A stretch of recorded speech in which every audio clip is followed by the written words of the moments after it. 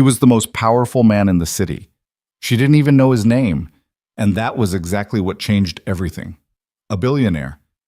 A woman in a faded caregiver uniform crying alone in a dark parking lot. No one saw her, except him. And when he chose to stop, neither of them could have known that one small act of decency would pull them into a storm the entire world would watch. This is their story. Stay until the end, and drop the name of the city you're watching from in the comments. I want to see how far this story has traveled. The rain had been threatening all evening. By the time Landon Hayes stepped out of the Meridian Tower's glass lobby, the sky had made good on its threat. A cold drizzle swept across downtown Chicago in thin, diagonal sheets, the kind that didn't soak you all at once, but crept through your collar and settled into your bones before you noticed.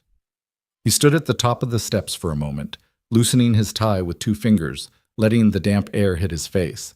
Behind him, 22 floors of his company hummed with the quiet machinery of money. 1,200 employees, 4 subsidiaries, a healthcare empire that had been featured on the cover of Forbes twice in the past 3 years. Landon Hayes, CEO of Hayes Medical Group, the man who had restructured senior care funding across 3 states, who had shaken hands with senators, who had been described in one profile as the rare billionaire with a conscience. He didn't feel like a man with a conscience tonight. He felt tired, just tired. His driver, Marcus, had the black SUV idling at the curb with the precision of a man who had been doing this for 6 years and understood that Landon's moods after board meetings were best navigated with silence and a steady route home. Landon pulled on his coat and started down the steps, nodding once to Marcus without breaking stride. "How'd it go?" Marcus asked, opening the rear door. "Fine," Landon said, which meant it hadn't. The meeting had run 2 hours over schedule, 12 people around a glass conference table, PowerPoint slides full of metrics that Landon knew how to read before the presenter finished the first sentence. Revenue projections, operating margins, allocation percentages. The language of people who manage numbers for a living, people who were very good at making human beings disappear behind spreadsheet rows. The item that had kept them there past 9 o'clock was a proposal from the board's financial advisory team, a restructuring plan that would phase out 3 low-margin programs within the Hayes Medical Group portfolio. Community care coordination, mobile health visits for homebound seniors, a partnership subsidy program for smaller independent care facilities. Together, the 3 programs served roughly 4,100 people. Their philanthropic liabilities, said Gerald Whitmore, the head of investor relations, a man with the kind of confidence that came from never having personally experienced inconvenience. "We took them on as goodwill initiatives 5 years ago. They've served their purpose optics-wise, but the numbers simply don't justify continued investment at this level." 4,100 people, Landon said quietly, the majority of whom are served by county programs that could absorb county programs that have a 14-month waiting list. A pause. Gerald adjusted his cufflinks. "Landon, we're not a charity. I know what we are." He'd tabled the vote, told them he needed more time to review the full impact assessment, felt 12 pairs of eyes exchange glances around the table, the particular look of people who believed a decision had already been made and were waiting for the principal to catch up. In the SUV, Landon leaned his head back against the seat and closed his eyes. The windshield wipers kept a steady rhythm. Chicago slid past in wet amber and neon. "We're not a charity." No. But he remembered very clearly what it looked like when systems failed people. He remembered a hospital room, a hand he couldn't hold tightly enough, the particular silence of monitors when they stop. He didn't think about his wife often anymore. 3 years had a way of building scar tissue over the sharpest things. But nights like this, with decisions like that sitting in his chest, Elena came back to him without warning. "Marcus," he said, "take me to Collier Street." "The long way?" "Yeah." He didn't intend to stop anywhere. Collier Street was just a route, a 2-mile stretch of mid-range restaurants and boutique storefronts that he'd driven 100 times when he didn't want to go directly home to an apartment that, for all its square footage and views of Lake Michigan, had a particular silence in the evening that he'd never quite figured out how to fill. His daughter, Mia, was at her grandmother's tonight.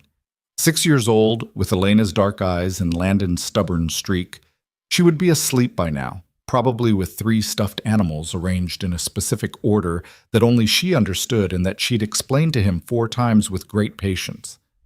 He missed her the way you miss someone even when they're only 12 miles away.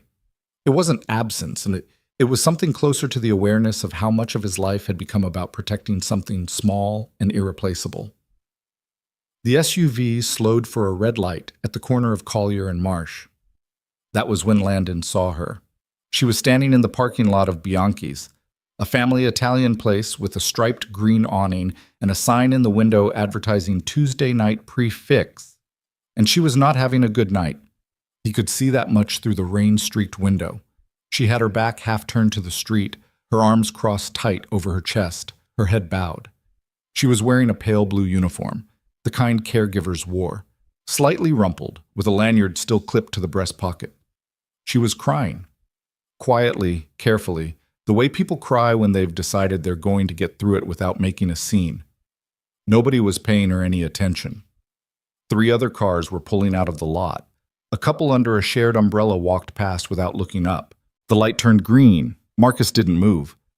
Landon realized after a moment that Marcus was watching him in the rearview mirror. "Pull over," Landon said. He didn't know what he was going to say. He got out of the SUV without an umbrella. He'd left it in the office, and walked across the wet asphalt with his coat collar up and his hands in his pockets, which was probably not the most approachable presentation. He was aware, as he crossed the lot, that he was a 6'1" man in a $1,500 coat walking toward a woman who was alone at night, and he slowed his pace and kept his distance and tried to look like someone with benign intentions, which he was, but which was admittedly difficult to communicate in a parking lot. "Hey," he said. "Sorry, I don't mean to—" He stopped, cleared his throat. "Are you all right?" She turned around fast. Her eyes were red at the edges, her cheeks wet from the rain or from crying, or both. She was maybe 30, maybe a little younger, with dark hair pulled back in a low ponytail that had mostly given up by this point in the evening. She looked at him with the particular expression of a woman who has already had a bad night and is now calculating whether this development makes it worse. "I'm fine," she said, reflexively, the way people say it when they're not. "Okay," Landon said. "You don't have to be. Fine, I mean." She blinked. "What?" I saw you from the car and I thought—" He exhaled. This was going poorly. "Do you need a ride somewhere? Or I can just leave. That's also a completely reasonable option." She stared at him for a second. Then something shifted in her expression. Not quite trust, but curiosity. "You always stop in parking lots for strangers?" "First time, actually." "Why?" He thought about it honestly. "Because you looked like you were having the kind of night where it might help if someone noticed." She looked away, pressed her lips together. The rain was getting heavier now, and she had no umbrella either, and there was a kind of shared absurdity to 2 people standing in an increasingly wet parking lot having this conversation that seemed to land on both of them at the same time. "My date left," she said finally. Not like she was confiding in him. More like she was just stating a fact, the way you'd report weather. "Before we even sat down, he took one look at my—" She gestured at her uniform. "At this," and decided he had somewhere else to be. Landon looked at the uniform, then at her face. "His loss," he said, which was something people said, he knew, but he meant it in a very specific, non-generic way that he wasn't sure how to communicate, so he didn't try. "That's a nice thing to say." "It's a true thing." He paused. "I was going to get dinner. The place on the corner, Harlow's, do you know it? They have a decent menu, and the lighting's not aggressive." He watched her face. "I'm not hitting on you. I'm aware of how this sounds. But I genuinely was about to eat alone, and if you haven't eaten, and if you don't have somewhere to be, I thought, maybe we could both have a less miserable Tuesday." She studied him, took in the coat, the careful distance he was keeping, the rain flattening his hair because he hadn't thought to bring an umbrella, which for some reason seemed to settle something for her. "I don't know you," she said. "No, my name's Landon." "Sophie," she said. A beat. Sophie Bennett. He held out his hand. She looked at it for a moment, then shook it. Her grip was firm and her hand was cold. Okay, Landon, she said. One dinner, and then I'm going to go home and call my mother and try to salvage the rest of this night. Deal, he said. Was I begin? Harlow's was the kind of restaurant that had been there for 20 years and hadn't tried very hard to update anything, which was either a flaw or a feature, depending on who you asked. Landon asked. Dark wood paneling, leather booths worn soft with use, a bar along one wall where 3 people sat with their drinks, and the quiet company of the television overhead. The hostess, a woman in her 40s named Diane, her name tag said, gave Landon a polite once-over and gave Sophie a slightly longer one, taking in the uniform, before her expression settled into professional warmth. They were seated in a corner booth. Sophie sat down and immediately reached for the menu with both hands, like something to hold on to. You can ask me about it, she said, without looking up. Everyone does. Ask you about what? The uniform. Why I'm still wearing it at 9:30 at night. Why I went on a date dressed like this. You worked a long shift, Landon said. He picked up his own menu. And you probably didn't have time to go home and change before you had to be there, and the date was supposed to not care about it. She lowered her menu slowly. How do you know that? Guess. She set the menu down, looked at him with something that wasn't quite suspicion anymore. What do you do, Landon? Healthcare, he said, which was true. Like, you work in a hospital? Not exactly. I'm on the administrative side of things. Also true. So you sit in meetings all day and argue about budget allocations? He laughed, genuine, short, surprised out of him. Yeah, that's pretty much it. Sounds exhausting. It is. He meant that more than she knew. What about you? Where do you work? And that was when she started talking. He hadn't expected her to be funny. He didn't know what he'd expected. Someone quieter, maybe, or more careful with a stranger. But Sophie Bennett had apparently reached a point in her evening where the usual social defenses had been worn down, and what was left was someone who talked like she thought, which was quickly and with a dark, dry humor that kept catching him off guard. She worked at Maplewood Gardens, a senior care facility in the Northbrook area, the kind of place that operated on a budget that required staff to be creative and administrators to be resourceful, and the people living there to be patient, which most of them were, because by the time you're 82 and your knees don't work and half your friends are gone, patience becomes a survival skill. Mr. Delgado, she said, telling him about one of her residents with the particular affection of someone who's been exasperated by and devoted to a person simultaneously, is 86 years old, and he has very specific opinions about the temperature of his morning oatmeal. Not warm, not hot. Exactly the temperature of something that has been sitting out for 4 minutes. He times me. With a watch? With a stopwatch, Sophie said. He ordered it online. His granddaughter helped him set it up. She shook her head, but she was smiling. And the thing is, he's right. Every time. When I get it exactly right, he just nods like I've met baseline human expectations. When I'm off by a minute, he sighs like I've personally disappointed him. Do you adjust your routine for him? Of course I do. I leave it out for exactly 4 minutes now. She picked up her water glass. He doesn't know that. He thinks he's training me. She paused. He is training me, but he doesn't need to know that. Landon looked at her. How long have you been there? 4 years. She set the glass down. Started as part-time when my mom started showing signs of memory issues. Needed something with flexible hours and health benefits. And the director, Linda, she works with me on scheduling. She said this with genuine gratitude, the gratitude of someone who's learned not to take flexible scheduling for granted. It's not a job I planned for, but the people are... She stopped. They're real, you know. The residents, they're not patients to manage. They're people with entire histories. She looked slightly self-conscious. That sounds like something off a greeting card. No, Landon said. It doesn't. She glanced up at him. He was watching her with an attention she hadn't expected. Not polite attention, the kind you gave someone when you were waiting for your turn to speak. but actual attention. The kind that made you realize you'd been used to the other kind for a long time. "What?" she said. "Nothing. Keep going." "I'm talking too much." "You're really not."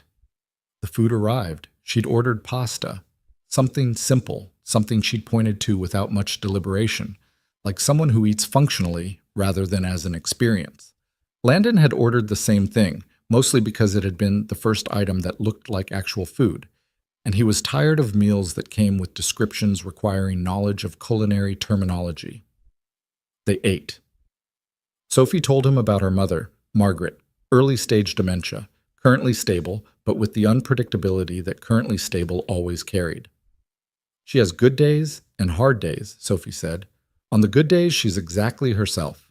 She talks about my dad, who died 8 years ago, like he just left for work this morning. And she considered, I used to correct her. When she'd talk about him in present tense, I thought it was the right thing to do. Her therapist helped me understand that it wasn't. What changed? She'd get upset. Every time I corrected her, I was making her experience the loss again, fresh every time." Sophie moved a piece of penne around her plate. "So now I go with her. She asks where he is, I say he'll be back later, and she nods and moves on, and she's okay." A pause. "It feels like lying. I know it isn't, but it feels like it." Landon was quiet for a moment. "My daughter asks about her mother sometimes," he said. He hadn't planned to say it. It came out like something that had been waiting. "She's 6. My wife, Elena, she passed away 3 years ago, breast cancer." He looked down at his plate. "Mia knows her mother died. We've had that conversation very carefully, more times than I want to count. But sometimes she asks questions like she's trying to build a picture of someone she barely remembers. And I tell her things. I tell her Elena liked old movies and always burned the first batch of anything she baked and could fall asleep in a moving car in under 4 minutes." He paused. "I don't know if I'm doing it right." "You never know if you're doing it right." Sophie was watching him. "You're doing it right," she said. "The fact that you're asking the question means you're doing it right." He looked up. She held his gaze, and there was something in her expression, not pity, not the careful sympathy that people often performed around widowed fathers, something more direct than that, like she was just saying a thing she believed. "Sorry," she said.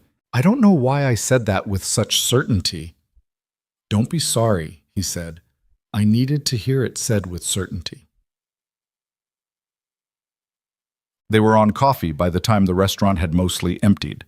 Diane had refreshed their cups twice without being asked and had, at some point, made a quiet decision to let the booth run long. Sophie was telling him about Mrs. Okafor, another resident at Maplewood, 84, former English literature professor at Northwestern, who still had strong opinions about punctuation and had recently, during an evening reading group Sophie facilitated, stopped in the middle of a Toni Morrison passage to correct Sophie's emphasis on a particular sentence. "She wasn't wrong," Sophie said. "She was absolutely correct, and she was also very satisfied with herself." "Good teacher," Landon said. "The best kind. The ones who are still right even when they're difficult." Sophie smiled, a real smile, the kind that had been absent when he'd found her in the parking lot. "I actually started reading more because of her. She loans me books, writes little notes in the margins in pencil, real light pencil, so it can be erased. She says she doesn't want to ruin the book for the next person, but the notes are always brilliant, and I told her that, and she said, then the next person will simply have to develop better interpretive skills." Landon laughed. Sophie watched him laugh, and something happened in her expression, a small contraction, almost invisible, like she'd caught herself. "What?" he said. "Nothing. It's just—" She looked away, then back. "You're easier to talk to than I expected." "Is that a compliment or a concern?" "Bit of both." She glanced at her phone, which had been face down on the table all evening. "I should check on my mom. She's home with her neighbor. Mrs. Yuen watches her on Tuesday evening, so I can have—" She gestured vaguely. "Theoretically a life outside of caregiving. How often does that happen?" Tonight was supposed to be it for the month. She picked up her phone. Landon watched her expression change as she looked at the screen. A quick sequence of micro-expressions, each one slightly worse than the last. "What is it?" "Mrs. Yuen texted," Sophie said, 40 minutes ago. Her voice had gone careful and controlled, the voice of someone managing a developing situation. "My mom is... she's not there. She went outside and Mrs. Yuen didn't notice right away, and she's been looking for 20 minutes and..." She was already standing, grabbing her jacket, her hands moving with the focused efficiency of someone who had practiced emergency responses. "I have to go," she said. "I'll help you look." She stopped, looked at him. You don't have to do that. You don't even know us." "I know where to start looking," he said. "I have a car outside, and 2 sets of eyes are better than 1. He stood up. "Unless you'd rather I didn't."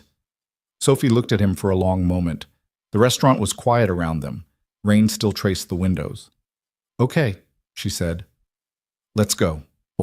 What followed was 3 hours that Landon would remember, later, as among the most clarifying of his life, which was not a thing he could have explained to anyone without sounding strange, but which was simply true. Margaret Bennett was 63 years old, and in a photo on Sophie's phone, she looked like a woman who had once been described as formidable and still carried the structural evidence of it: good cheekbones, a particular set to the jaw. Early-stage dementia had not, as Sophie explained in the car, taken her to a place of confusion most of the time. More often, it took her to a place of certainty. Absolute confidence in a reality that was slightly displaced from the current one. She might believe she was walking to a store that had closed years ago. She might be looking for a person who was no longer there. She might be going to the old house, Sophie said. She was in the front seat, not the back, which had been her choice, and she was directing Landon through the city with the taut focus of someone suppressing fear by converting it to logistics. They sold it 7 years ago, but sometimes she thinks she lives there. Turn left here. Marcus turned left without a word. Landon was on the phone with the non-emergency police line, filing a report, giving Margaret's description, age, medical history. The dispatcher was competent and steady and told him officers would be in the area. Sophie was texting Mrs. Yuen updates, calling 2 of her mother's friends, calling her uncle, who lived 40 minutes north. The old neighborhood was in Lincoln Square, narrower streets, older trees, 2 flats with deep front porches. Sophie knew it from years of childhood geography, and she directed them through it with the confident precision of someone navigating from memory. She used to walk to the park every morning, Sophie said. Dad would go with her. They had a bench they liked. It's stupid. Benches in public parks don't belong to anyone, but what park? Rosen Park, 1/2 mile from the old house. Marcus? Landon said. Already turning, Marcus said. Rosen Park had path lighting that threw long yellow circles on the wet grass. It was after 11 now, and the park was empty, and the rain had stopped but left everything gleaming, and when the headlights swept the main path, Landon saw the figure on the bench before Sophie did. There, he said. Sophie was out of the car before it had fully stopped, which was the kind of thing you did when the fear you'd been converting to logistics suddenly had nowhere left to go. Landon followed at a distance, far enough to give them space, close enough in case anything was needed. Margaret Bennett was sitting on a bench with a canvas shopping bag in her lap, wearing a cardigan over her nightclothes. She did not appear distressed. She appeared to be waiting for someone. Her hair was slightly damp, and her shoes, house slippers, the kind with the foam sole, were wet through. Mom, Sophie said. Her voice was not the controlled voice she'd used in the car. It was a different voice entirely. Mom, I've been... Sophie... Margaret looked up, completely calm. I was wondering when you'd get here. I've been waiting. Sophie crouched in front of the bench and took her mother's hands, and the entire shape of her. The set of her shoulders, the line of her back, changed in the way that bodies change when the thing they've been braced for doesn't happen. Not relief, exactly. Something more complicated than relief. I'm here, Sophie said. I'm right here. Your father's late, Margaret said. He's always late from the market. She patted Sophie's hand. We'll give him a few more minutes. Sophie's breath caught, just barely. Then, of course, she said. He'll be here soon. Landon stood back 30 feet away, under the dripping overhang of a park tree and watched Sophie Bennett hold her mother's hands and agree that her father would be there soon, and something happened in his chest that he didn't have clean language for. He'd spent 12 hours fighting about profit margins. He'd spent 3 years measuring everything against an absence. He'd been featured in 4 magazine profiles and described as insightful and visionary and a disruptive force in American healthcare. He was watching a woman in a wet caregiver uniform kneel on wet ground in a park at 11 o'clock at night, keeping her voice steady and her face quiet, so her mother's last good minutes of the evening would be peaceful instead of frightening. He thought about Gerald Whitmore. They've served their purpose optics-wise. He thought about 4,100 people disappearing behind a spreadsheet row. He stood in the rain-wet dark and he understood something. Clearly, completely, the way you understand things when they arrive through the body instead of the mind. They got Margaret home at 11:30. Mrs. Ewan was waiting on the steps, distressed and apologetic, and Sophie managed her with the same quiet competence she managed everything. No anger, no blame, just, it's okay, she's safe, thank you for staying. Landon stayed with the car while Sophie got her mother settled.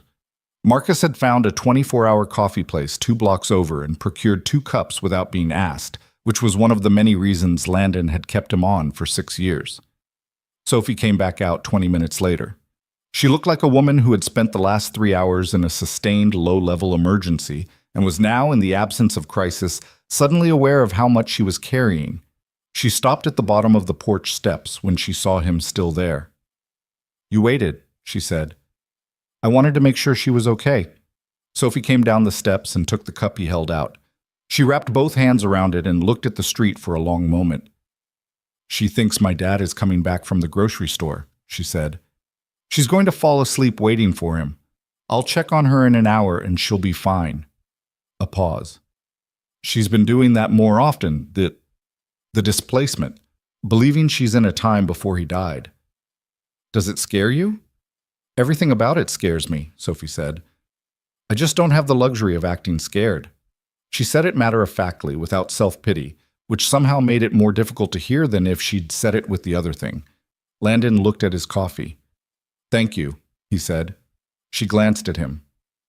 "For what?" "For having dinner with me. For—" He paused. "For the conversation. I needed it." Sophie looked at him with a directness that he'd noticed all evening. The quality of her attention, the absence of performance in it. "You're a strange man, Landon," she said. "I've been told. I mean that as a compliment. I'm taking it as one." She almost smiled. "Good night," she said. "Good night, Sophie." She went back inside. Landon stood on the sidewalk in the cooling night air for a moment before getting into the car. Marcus glanced at him in the rear view as he pulled away.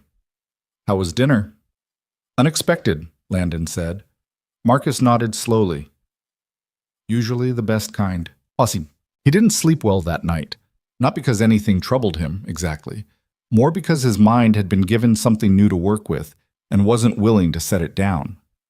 He kept thinking about the park bench, about Margaret Bennett saying we'll give him a few more minutes with the perfect patience of someone who had no idea she was waiting for a ghost, about Sophie saying he'll be here soon without hesitation, the ability to carry difficult things without making them someone else's problem. He had a daughter, a company, a series of decisions in front of him that would define, one way or another, the kind of institution he was building. He had a board meeting in 10 days, and a proposal that was going to come back to the table, and a room full of people who were very good at making 4,100 human lives look like a liability. He didn't know Sophie Bennett's last name for 4 minutes before she told him. He didn't know her salary, or her apartment, or anything about her life beyond the things she'd shared over pasta and 2 cups of coffee. He knew she left oatmeal to cool for exactly 4 minutes because an 86-year-old man had taught her his system.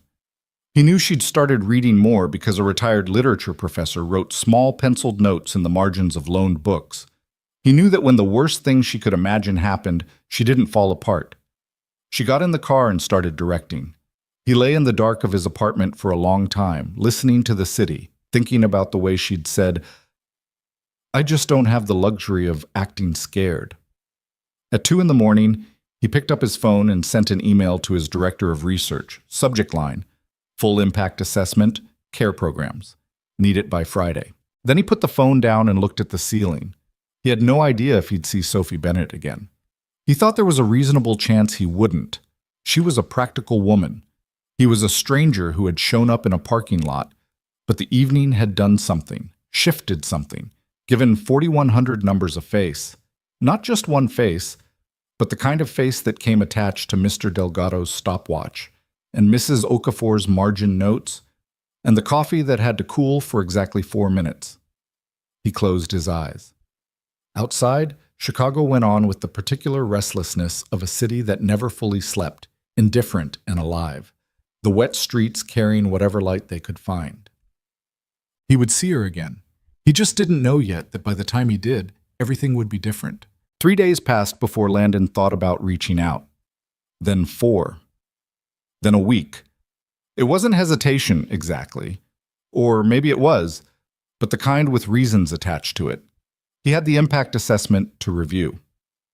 He had Mia's parent-teacher conference on Thursday, which ran long because Mia had apparently told her first-grade class that butterflies were overrated, and her teacher, a kind woman named Ms. Park, wanted to discuss whether this reflected an emotional state worth exploring.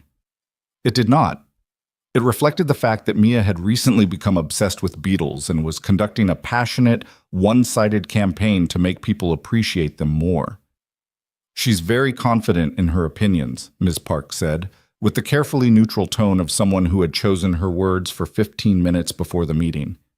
She gets that from her mother, Landon said. He'd meant it as an explanation.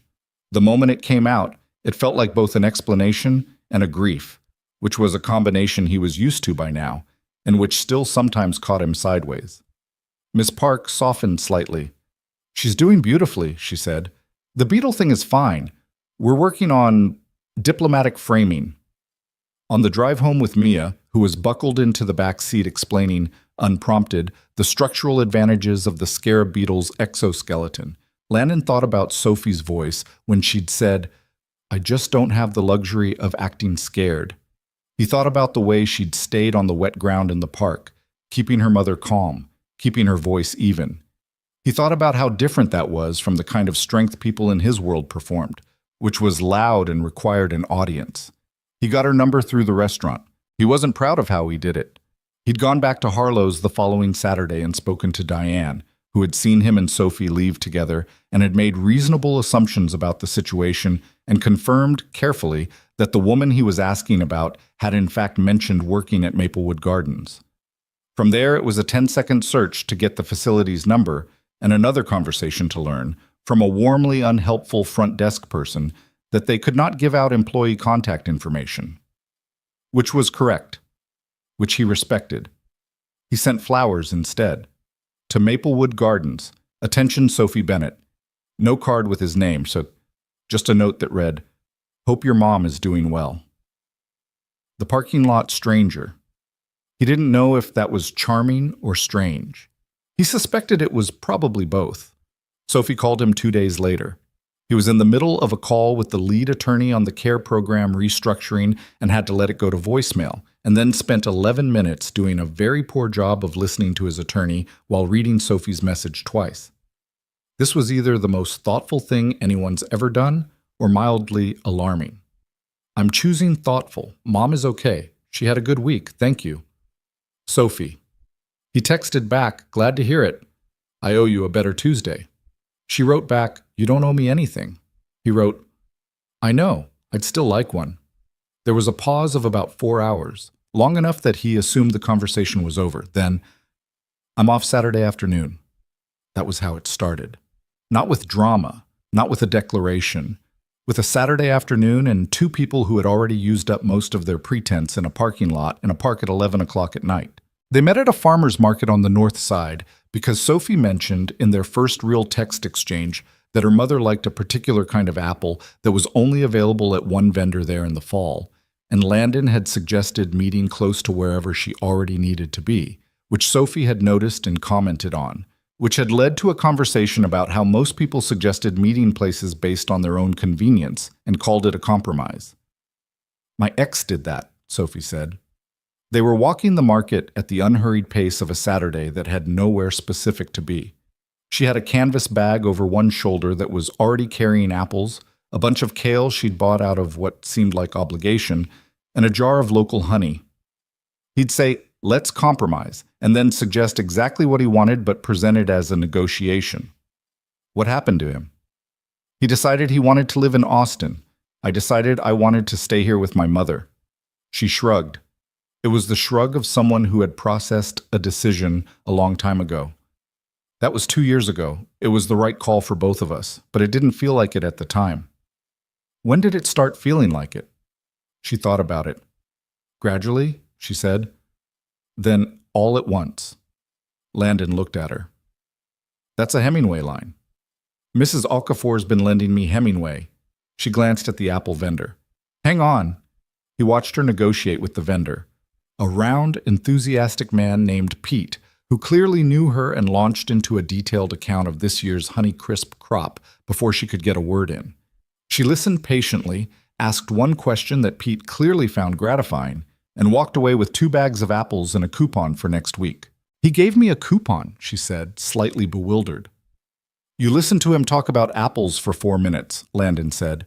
People will give you things for that. I didn't do it for the coupon. I know. That's why it worked. She looked at him with the particular expression she'd started making around him. Slightly narrowed eyes, like she was assessing whether he was as perceptive as he sometimes seemed or if he was performing it. He wasn't performing it. He genuinely found her interesting, which was a thing that happened to him less often than people assumed, given how many interesting people he was professionally surrounded by. They had lunch at a Thai place 2 blocks from the market. It was the kind of restaurant that had 6 tables and a handwritten menu and a woman in the kitchen who was clearly running the whole operation and had opinions about how long things should cook that she did not compromise on. Sophie had been there before. She ordered for both of them with the confidence of someone who knew the menu, glancing at him only to check if he had any allergies. He didn't. You're not bothered by someone else ordering for you? She asked. Should I be? A lot of people are. Especially, she stopped. Especially what? Especially men who are used to being in charge, she said. Direct. Not apologetic about it. He considered it honestly. I think there's a difference between being in charge and needing to be in control, he said. I've got one. I've worked on having less of the other. Which one have you got? I have a lot of opinions about healthcare policy and I run 17 miles a week, he said. You figure it out. She laughed. It was the first full laugh he'd heard from her, unguarded and a little surprised, like she'd been caught off guard by her own amusement. It changed her face completely, and he stored the image of it the way you stored things you didn't want to misplace. Over lunch, she told him more about her week. One of her residents, a woman named Helen, had turned 89 and the family had thrown her a party in the common room. And Helen had been perfectly delightful about it publicly, and had told Sophie privately, afterward, that she'd only wanted a quiet dinner and the family never listened. Sophie had stayed late to bring her a piece of the cake she'd actually wanted. Chocolate, not the vanilla the family had ordered because it photographed better. It photographed better? Landon said. They were posting it on Instagram. Sophie's voice was entirely neutral. The neutrality of someone who had decided judgment was not productive, but found it challenging. Did Helen get her chocolate cake?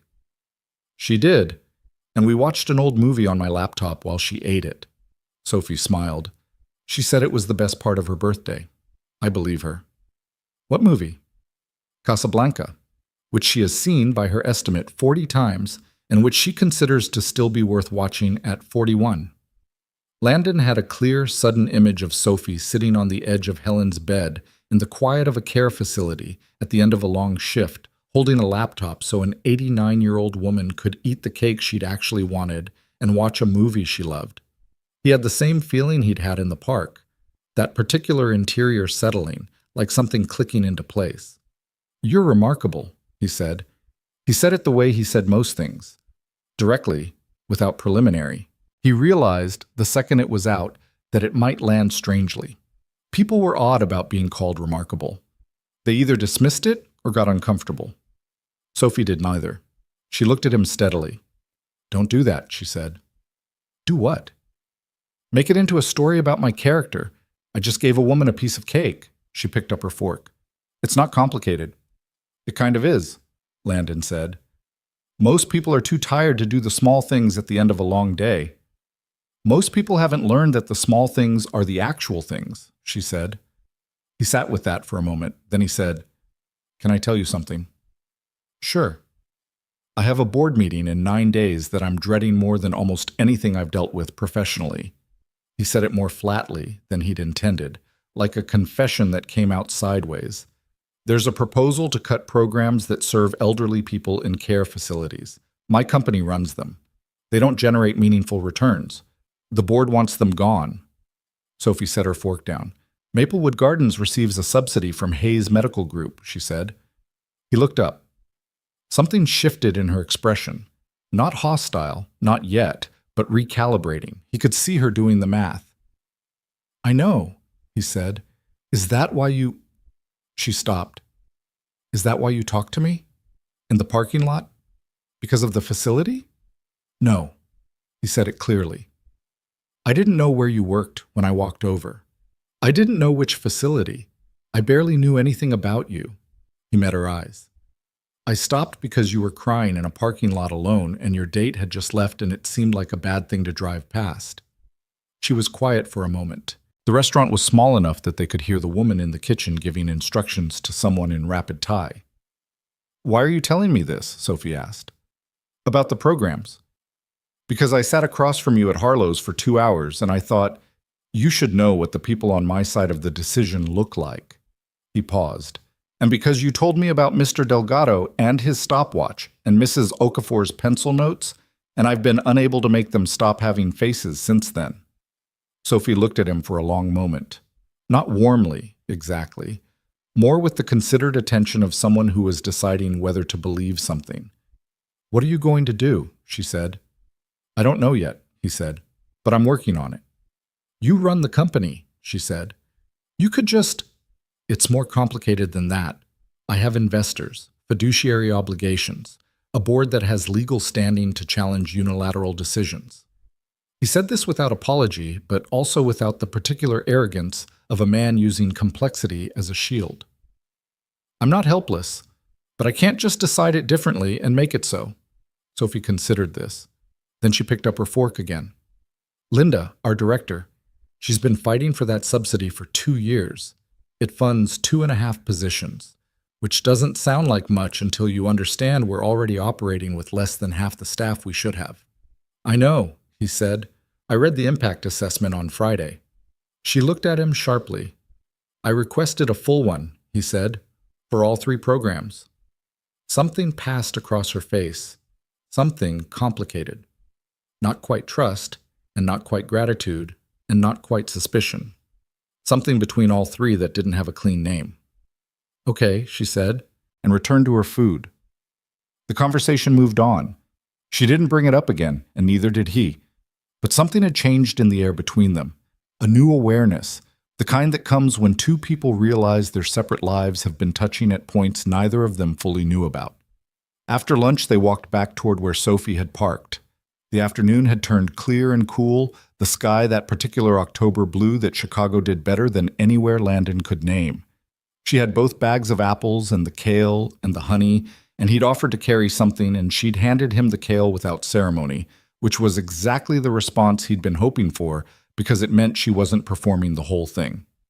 At her car, a 2016 Honda Civic with a small dent in the rear bumper that had clearly been there for a while, Sophie opened the trunk and loaded her bags with the systematic efficiency of a woman who had never had someone else to do this for her and didn't particularly need one. This was good, she said. Yeah, he said, it was. She closed the trunk, turned to him. I want to be straightforward about something, she said. Okay. I'm not in the market for anything complicated right now. My mom needs consistent attention. My schedule is a mess. I have approximately 3 evenings a month that don't belong to someone else. She said this evenly, without apology. I'm also aware that you're she gestured vaguely, a person with a complicated life, a daughter, a company. A pause. Whatever this is, I need it to be honest and low pressure, or it's not something I can do. Landon nodded. That's fair. You're not going to push back on that. Why would I? He said. You're telling me what's real. I'd rather know. She studied him. He stood on the sidewalk with her kale bag, which he was still holding because she hadn't taken it back, and he waited. Okay, she said again, in a different register this time. She took the kale. I'll see you. You'll see me, he said. She got in the car. He watched her pull out of the spot with the careful competence of someone who had parallel parked on Chicago streets for years and had made peace with the process. He stood on the sidewalk for a while after she turned the corner. The October wind came off the lake 6 blocks east and moved through the trees on the residential street. He was in a mood he didn't have precise language for, something between contentment and the awareness of wanting, which were close neighbors but not the same thing. He took out his phone and called Marcus for a pickup. While he waited, he thought about what she'd said. Low pressure and honest, or it's not something I can do. He understood this. He had a 6-year-old at home and a company in the middle of a decision that was going to cost him something, one way or another. He did not have a simple life. He had never been under the impression that his life was simple.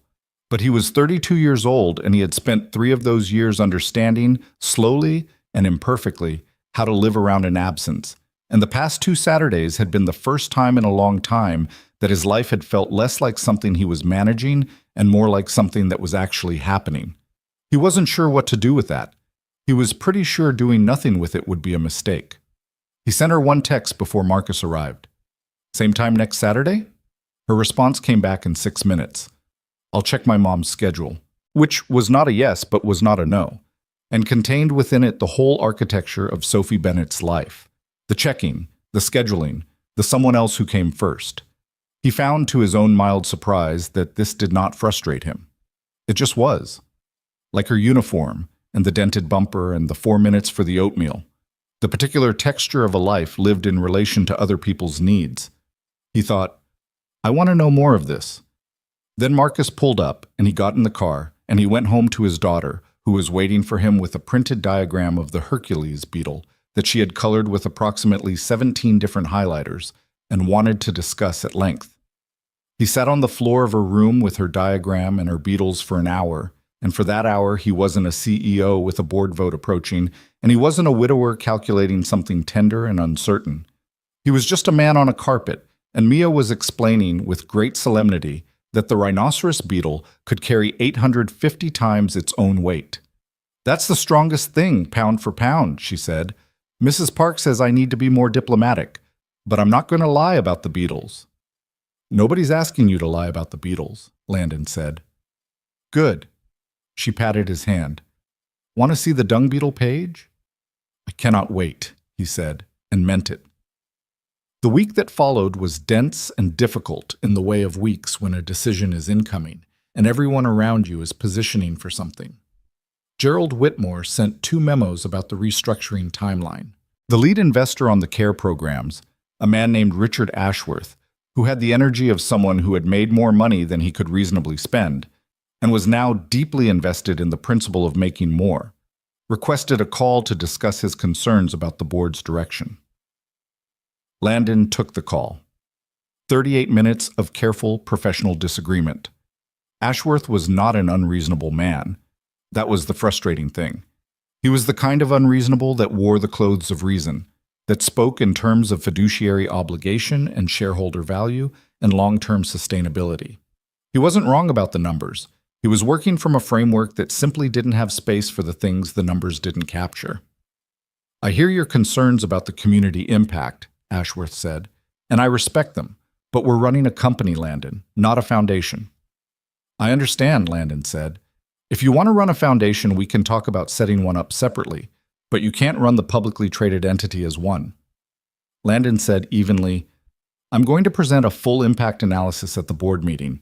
I'd like the decision to be made with complete information. A pause.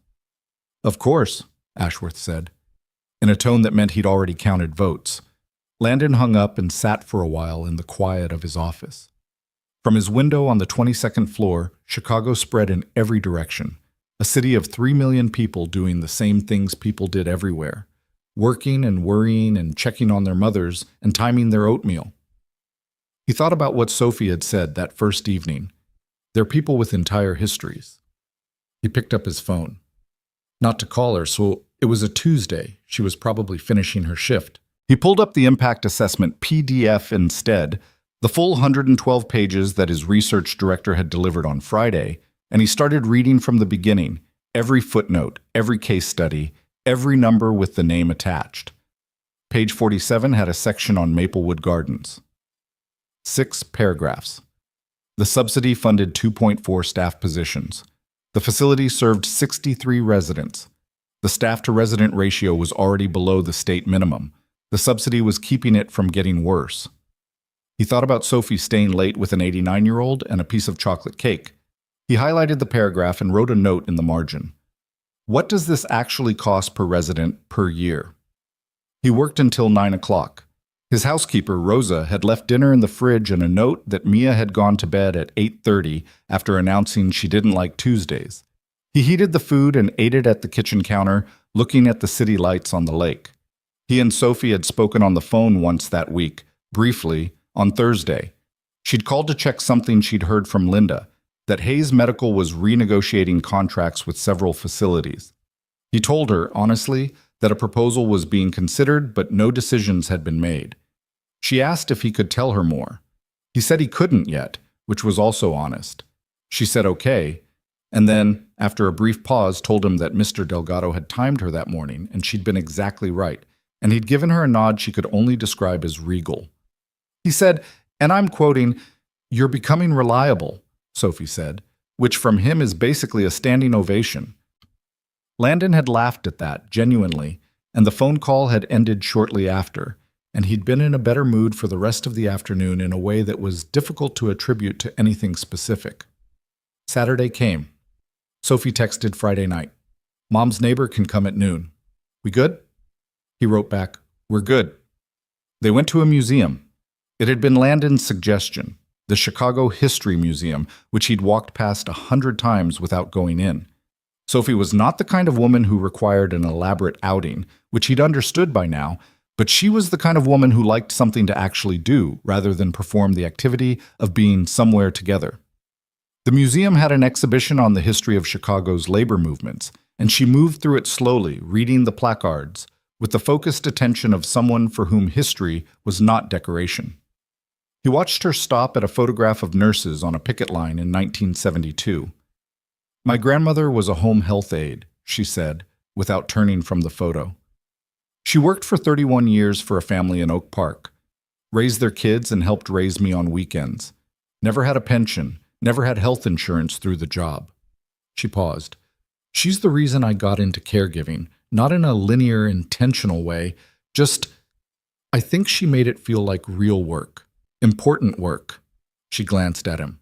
A lot of people don't think of it that way. A lot of people are wrong, he said.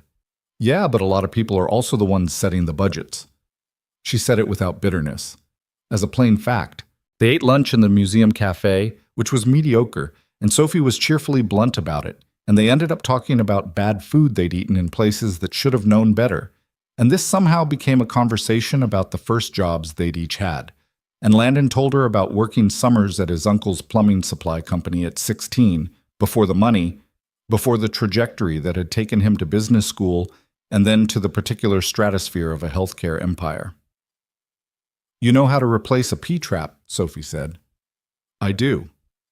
I have one that's been draining slow for 3 weeks. I could fix that, he said. She gave him a sideways look. Sure you could. I'm serious. I believe that you believe that. Sophie, you're a billionaire, Landon. I was also a 16-year-old who spent 3 months in a warehouse counting fittings. He said it without defensiveness. I'm not incapable of practical things. She considered him. Then she said, if you can fix a P-trap, I will personally apologize to you. I'll hold you to that. The afternoon stretched in that easy, unforced way that good company could make time behave. They left the museum and walked for a while because the October weather was cooperating for once, and Sophie had an hour before she needed to get back to her mother. She walked with her hands in her jacket pockets and talked about a documentary she'd watched that week. and the upcoming mayoral election, and a book Mrs. Okafor had just lent her with the direction that she should read it slowly and not skim, which Sophie had taken as the challenge it was intended to be. "She's testing you," Landon said. "Of course she is." Sophie sounded fond about it. "She does it with everyone she likes. If she didn't think you were worth the trouble, she'd just be polite." "What does she do when she's just being polite?" "Ask about the weather." He laughed. They walked through a neighborhood that was half boutiques and half things that had been there 30 years ago and would probably be there 30 years from now. A dry cleaner, a corner store, a barber shop with a handwritten sign in the window. Sophie stopped at the corner. "I've got to head back," she said. "I know." She looked at him. The October light was low and direct and made everything sharper than it needed to be. "This is—" she started, stopped, tried again. "I'm having a good time." "That sounds simple, but it's not actually simple for me." "I know that too," he said. "I'm not ready for— I don't know what I'm ready for." She looked slightly frustrated with herself for the imprecision. "I just need you to know that I'm not— Sophie." He waited until she looked at him. "I'm not going anywhere. There's no timeline. We're just—" He gestured at the block around them. "Two people having a good Tuesday, or Saturday, whatever day it happens to be." She looked at him for a moment. Then she nodded, once. "Okay," she said. "Okay." She turned to walk to her car, then stopped and half-turned back. "For what it's worth," she said, "I think you should fight for those programs." He was quiet. "I know it's not my business," she said, "but you asked a room full of number crunchers to tell you what those programs are worth, and I'm telling you from the inside. They matter in ways that don't appear in an impact assessment." She paused. "That's all." She walked away. He stood on the corner for a moment in the clear afternoon light. He pulled out his phone, opened the email chain with his attorney. He typed, "I want to look at restructuring options that protect all three programs, not scaling back, protecting. Let's talk Monday." He put the phone in his pocket and walked to find Marcus. The board meeting was in 6 days. He still didn't know exactly what he was going to do. He knew what it would cost, not abstractly, but in real numbers, in his own money, in the kind of gamble that people in his position were not supposed to make on principle. He thought about Sophie's voice. Steady, plain. They matter in ways that don't appear in an impact assessment. He thought about 4,100 people. He thought about a stopwatch, a pencil in a margin, an 89-year-old woman eating chocolate cake at 9 o'clock at night, watching a movie she'd already seen 40 times.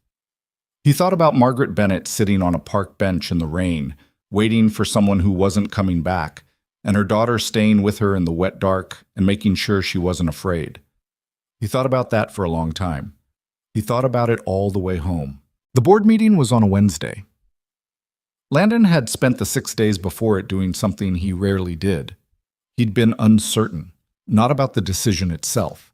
The decision had clarified somewhere between the museum and Sophie's corner, somewhere in the space of her saying they matter in ways that don't appear in an impact assessment with the same plainness she used to say everything. The uncertainty was about execution, about which levers to pull and in what order, and how much of his own position he was willing to put on the table, and whether there was a version of this where he won cleanly or whether winning was going to require accepting some damage. He'd met with his attorney, Claire Nguyen, on Monday. Claire was 44, precise, and had the useful quality of telling him things he didn't want to hear without softening them for his comfort. She'd worked with him since the early days of Hayes Medical, which meant she'd been present for the decisions that had built the company and was not impressed by the ones that had simply grown it. "You're talking about putting your own capital into a restructuring proposal," she said, sitting across from him with a yellow legal pad and a pen she kept clicking. "Sacrificing your own executive bonuses for the next 3 years, using them as collateral to fund the continuation of these programs without drawing on investor returns." "That's what I'm talking about," Landon said. "And you're also proposing a tiered revenue model for the programs themselves, making them partially self-sustaining through a reformed billing structure." "Yes," Claire clicked her pen. "It's not an insane idea," she said, which from Claire was close to enthusiasm. The self-sustainability angle gives the board something to hold on to other than pure charity. If you can demonstrate a pathway to partial return within 18 months, my projections show 22 months, he said. I'm not going to shorten them just to make the number look better. She looked at him over her legal pad. Some of those board members are going to see right through the financing structure and understand that you're essentially paying for these programs yourself for the next several years. I know. Ashworth will use that. He'll say you've lost your objectivity, that you're running the company based on personal convictions rather than fiduciary duty. I have personal convictions, Landon said. So does he. The difference is, his make him money. Claire did not smile, but she wrote something down. I'll have the formal proposal ready by Tuesday night, she said. You present it Wednesday. I'll be in the room. I know you will. He spent Monday evening at home with Mia, who had moved on from the Beetle campaign and was now absorbed in a school project about oceans, which was, in her estimation, much bigger than people think. He helped her draw a cross-section of the Mariana Trench on a piece of poster board while she narrated facts she'd collected from a library book and 2 YouTube videos she'd watched with Rosa. The pressure at the bottom is 8 tons per square inch, Mia said. That would crush you. That would absolutely crush me, Landon agreed, but the fish there are fine. She added a fish to the poster with red crayon. They evolved. She looked at him. That means they got used to it. I know what it means. I just wasn't sure. She went back to the poster. Are you worried about something? He looked at her. 6 years old. Elena's eyes, dark brown, direct. Seeing things. A little, he said. About work? About a decision at work, yeah. She considered this while she colored another fish. Is it the right thing to do? I think so. Then you should probably do it. She said it with the matter-of-fact certainty of someone who had not yet learned that this was easier to say than to execute. He said, Yeah, probably. Can I put a squid here? She asked, pointing to the deep section of the trench. Put a squid there, he said. He texted Sophie that night. He didn't tell her about the meeting. It didn't feel right to discuss it before it happened, like talking about a thing before you'd done it could somehow complicate it. He just asked how her week was going, and she told him that Mr. Delgado had accepted a new aide on the floor with what she called the energy of a man reviewing a junior employee's first assignment, and that Mrs. Okafor had declared the book she'd lent Sophie to be a test Sophie had passed adequately, which Sophie had decided to take as a compliment. How's your week? She asked. Complicated, he wrote. Better for talking to you. A pause. Then, that's a lot of pressure to put on a text conversation. You're right. The text conversation is blameless. The week is just complicated. She sent back a single-word response. Good luck. Which was exactly the right thing. Not tell me everything, and not, I'm sure it'll be fine. Just good luck. Like she understood there were things that had to be gotten through and didn't require her to carry them. He thought, she's going to be difficult to let go of. Then he thought, don't borrow problems. Wednesday arrived the way difficult days arrived, just like any other, without warning music or atmospheric change. His alarm went off at 6. He ran 5 miles in the cold October morning, the kind of run where the air hurt going in and the rhythm took 20 minutes to find, but once he had it, he could go indefinitely. He came home, showered, stood in his closet for 90 seconds, deciding on a suit the way he decided on most things, by eliminating options until one remained. He got to the office at 8:15. His assistant, Jordan, who was 28 and ran the logistics of his life with a competence that still occasionally startled him, had his coffee ready and a printed copy of the proposal and a look on her face that told him she'd read it. It's bold, she said. Is that good or bad? Depends on the room, Jordan said. I've arranged for the full impact assessment to be distributed to all board members by 9. Hard copies and digital. Good. Gerald's already here, she said. He got here at 7:30. I know, Landon said. He always gets here early when he thinks he's already won. He spent the next hour in his office reviewing the proposal once more, not because he didn't know it, but because he needed the material in his hands, in his body, not in his head where arguments lived, but in the particular calm that came from being entirely prepared. He'd built this company from a regional chain of clinics into a national healthcare organization over 8 years. He'd done it with a series of decisions, some brilliant and some costly, and some both simultaneously. He'd never once made a decision that he wasn't willing to defend in the room. He thought about Sophie's grandmother, 31 years, no pension. He thought about 4,100 people who would each receive a form letter about service transitions. He thought about Gerald Whitmore saying they've served their purpose optics-wise, and the 12 people around the table who'd moved on to the next agenda item. At 9:55, he walked into the boardroom. There were 14 people in the room, 12 board members, Claire at the far end, and Gerald, who had taken the seat to Landon's right, with the pointed calm of a man who had prepared for a different kind of meeting and was now recalibrating. Richard Ashworth, participating remotely, occupied the large screen at the end of the table in high definition, wearing a jacket that suggested he was in a different time zone and had gotten up specifically for this. Landon didn't do preamble. He set the proposal on the table, squared it, and looked at the room. "I want to start by acknowledging the financial analysis that was presented 2 weeks ago," he said. "It's accurate. The 3 programs under discussion do not generate positive returns by the metrics we applied. I'm not going to argue the numbers." Gerald made a small, satisfied movement. "What I'm going to argue," Landon continued, "is the framework we use to evaluate them. And then I'm going to make a specific financially structured proposal that I'm asking this board to consider before any vote." He walked them through it. All of it, the full impact assessment, the case studies, the per-resident cost analysis that his research team had broken down into figures that were, when you actually looked at them, startlingly modest. He talked about the 14-month county waiting list. He talked about what happened to care facilities when subsidy programs disappeared, not in abstract terms, but in the specific documented cases from 3 other states where similar programs had been cut and facilities had closed within 18 months. And the populations they served had been redistributed into emergency systems that cost 4 times as much. The argument that these programs are philanthropic liabilities assumes that the alternative is neutral, Landon said. It isn't. The alternative is a more expensive systemic failure that arrives on a different budget line. He watched the room. Some faces were with him. Some were not. Gerald's face was the careful blank of a man who was waiting for the moment to push back. Then Landon put the financing proposal on the table. He explained it clearly without editorializing. His own executive bonuses, 3 years of them, directed into a restructuring fund that would sustain the programs while the reformed billing model developed revenue. No investor capital, no shareholder impact. His money. The room went quiet in a specific way. The quiet of people recalculating. "You're proposing to personally fund these programs," Ashworth said from the screen. His voice was measured, but there was an edge in it that Landon recognized, the edge of a man whose counterargument had just become more complicated.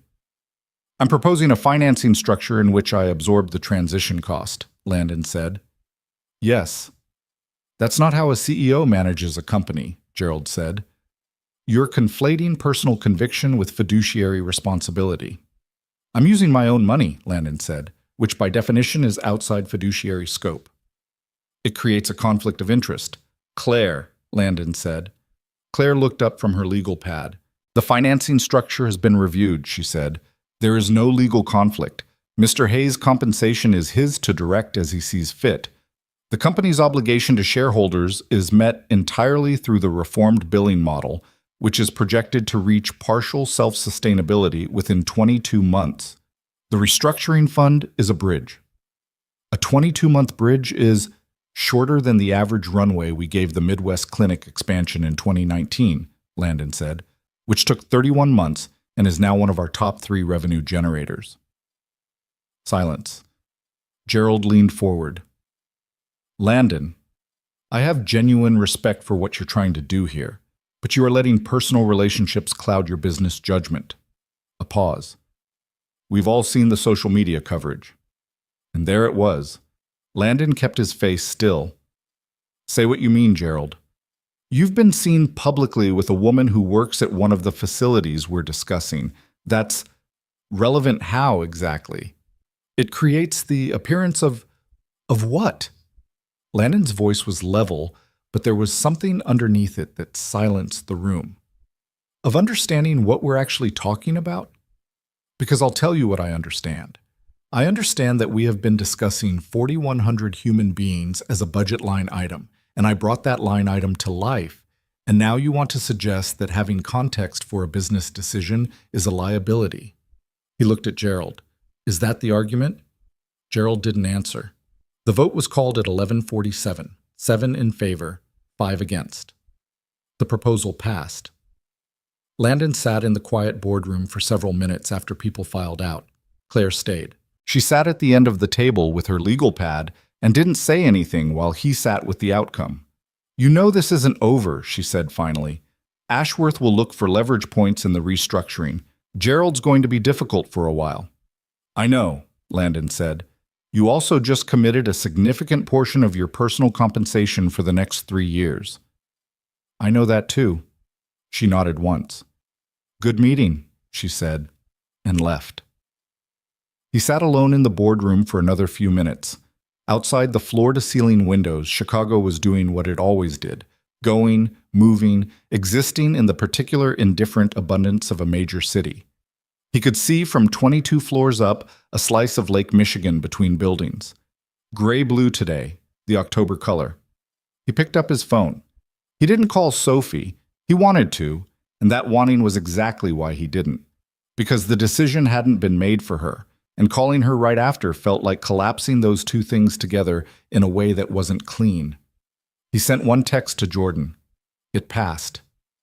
Jordan responded in 30 seconds. I'll have the implementation timeline ready by end of day. He put the phone away and went back to work. He found out about the photograph 3 days later. He hadn't known anyone was watching at the farmer's market, which, in retrospect, was naive.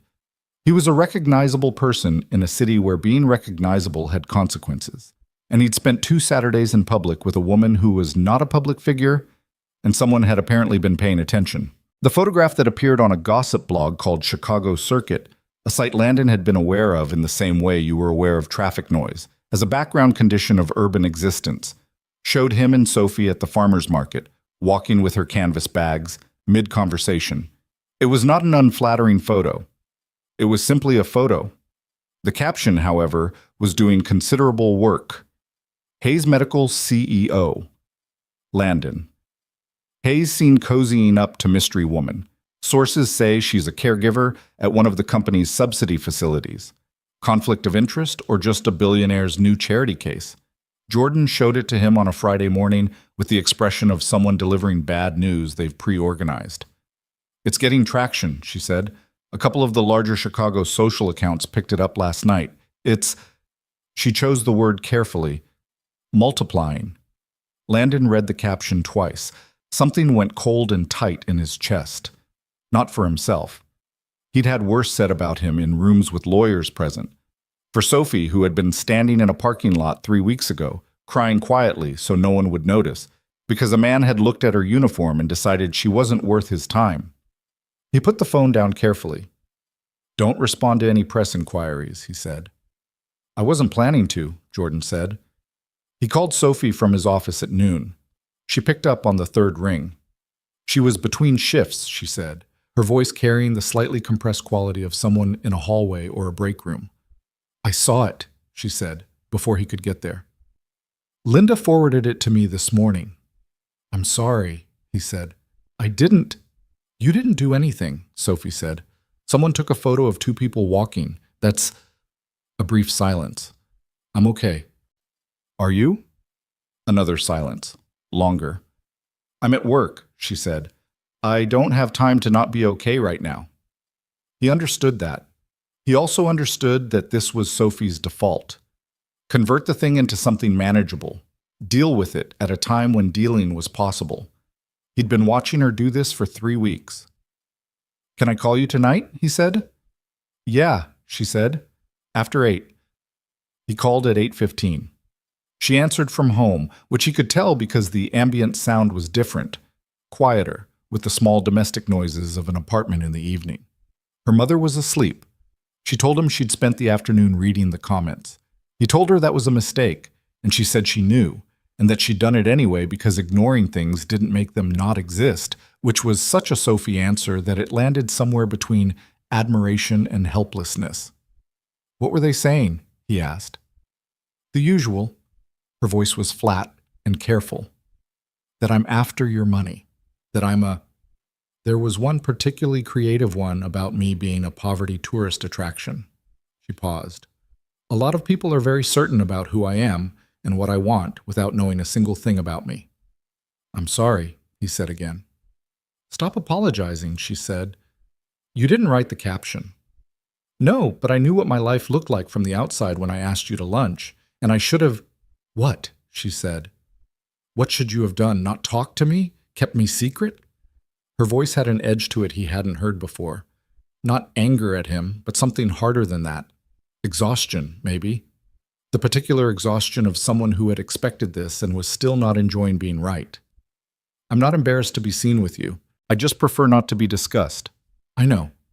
The thing that's... She stopped, started again. The thing that bothers me most is the charity case line. Like the only way to explain why a man with money would talk to me is that he's performing generosity. Like it couldn't just be... She didn't finish the sentence. Like what? Landon said. A pause. Nothing. Sophie. I don't know what this is, she said, and I was okay with not knowing. And now there's a photograph and a caption and an entire comment section that thinks they know exactly what it is, and She exhaled. I'm used to people underestimating me. I'm not used to it happening this loudly. He sat with that for a moment. He was in his home office in the blue dark of the evening, and he thought about the best thing to say and rejected 3 of them before arriving at the truth. I think you're the most competent, clear-eyed person I've met in a long time, he said, and I'm aware that's a thing people say. I mean it specifically. I mean the way you handled finding your mother in the park. I mean the 4-minute oatmeal. I mean the way you talk about your residents like they're... He paused. Like they're worth talking about. I mean that you told me what you needed in this situation on the second date, which was parking lot to farmer's market in 2 weeks, and I'd like to challenge anyone who wrote that caption to tell me what your actual net worth is. Sophie was quiet for a long time. That was either the most unnecessarily nice thing anyone said to me, she said, or the most effective lobbying I've encountered. Can it be both? She made a sound that was almost a laugh. Not quite. I need to think, she said, about this. About... She gestured vaguely at the situation with whatever word that gesture was. About what it means to be in someone's life when their life comes with all of this attached. That's fair, he said. It's not about you, she said. Or, it's not only about you. It's about what I can handle right now. My mom is having a harder week. I've got 2 staff out sick at Maplewood, and we're scrambling to cover shifts, and now I'm apparently a news story. She paused. I have a very limited supply of energy, and I need to be strategic about where it goes. I understand. Do you? Not challenging, genuinely asking. More than you might think, he said. I have a 6-year-old who needs me fully present. I have a company in the middle of a transition. There are exactly 17 people in my life who I trust to tell me the truth about things, and 3 of them are on my payroll. He paused. I'm not looking for someone to complete my life, Sophie. I'm looking for...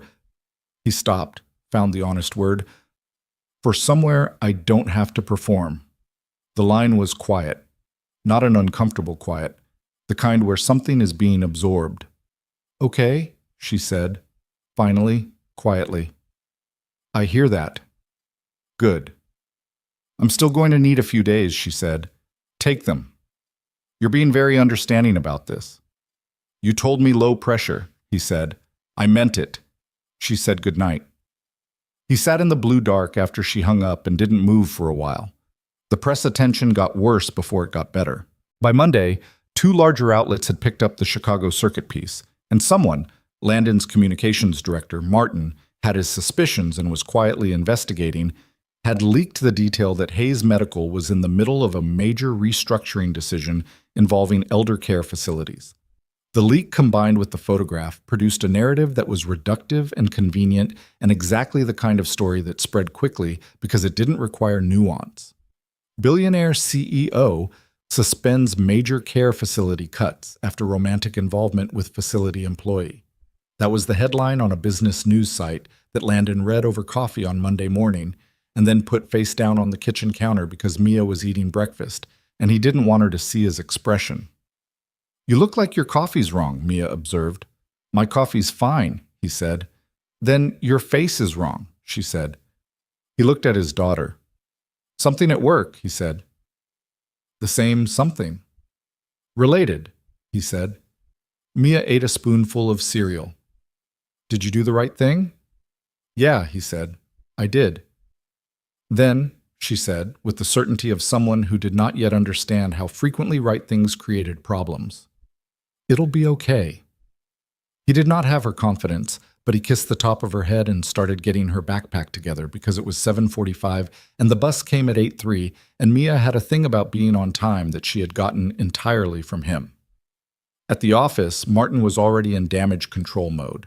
He wanted a statement, carefully worded, acknowledging the timeline in a way that decoupled the personal situation from the board decision. "We can demonstrate that the proposal predated any public association," Martin said. "Claire can provide documentation of the Monday meeting timeline. It will diffuse the conflict of interest story." "It will also invite more questions about Sophie," Landon said. Martin paused. "Yes," he said. "There's that." "Don't issue a statement," Landon said. "Not yet." Martin looked pained. "The longer we—" "I know." Landon rubbed the back of his neck. "Give me until Wednesday." He needed to talk to Sophie before anything public was said, and Sophie needed her few days, and Landon needed to respect that even when the external situation was pressing against it. He was aware that this was a situation where the people who counseled him professionally would tell him to prioritize the company's narrative, and where his own instinct was to prioritize the person he'd made a commitment to, and he was choosing his instinct, which was either integrity or sentimentality or both, and he could sort that out later. Sophie called him Tuesday morning. He was in his car between a meeting and a site visit, and her name appeared on the screen, and he answered with the particular quality of attention you gave calls you'd been waiting for. "I've been thinking," she said. "I figured." "The article," she started, "the conflict of interest story." "It's not accurate," he said. "The timeline." "I know," she said. "I looked up the board meeting dates. The proposal was filed before the farmers' market. Before Harlow's, actually, by your own email timestamp." A pause. "I know how to read a public record, Landon." Something shifted in him, something warm and specific. "Yeah," he said, "I know you do." "But here's the thing," Sophie said. Her voice had the particular quality of someone who has thought about something from multiple angles and arrived somewhere difficult.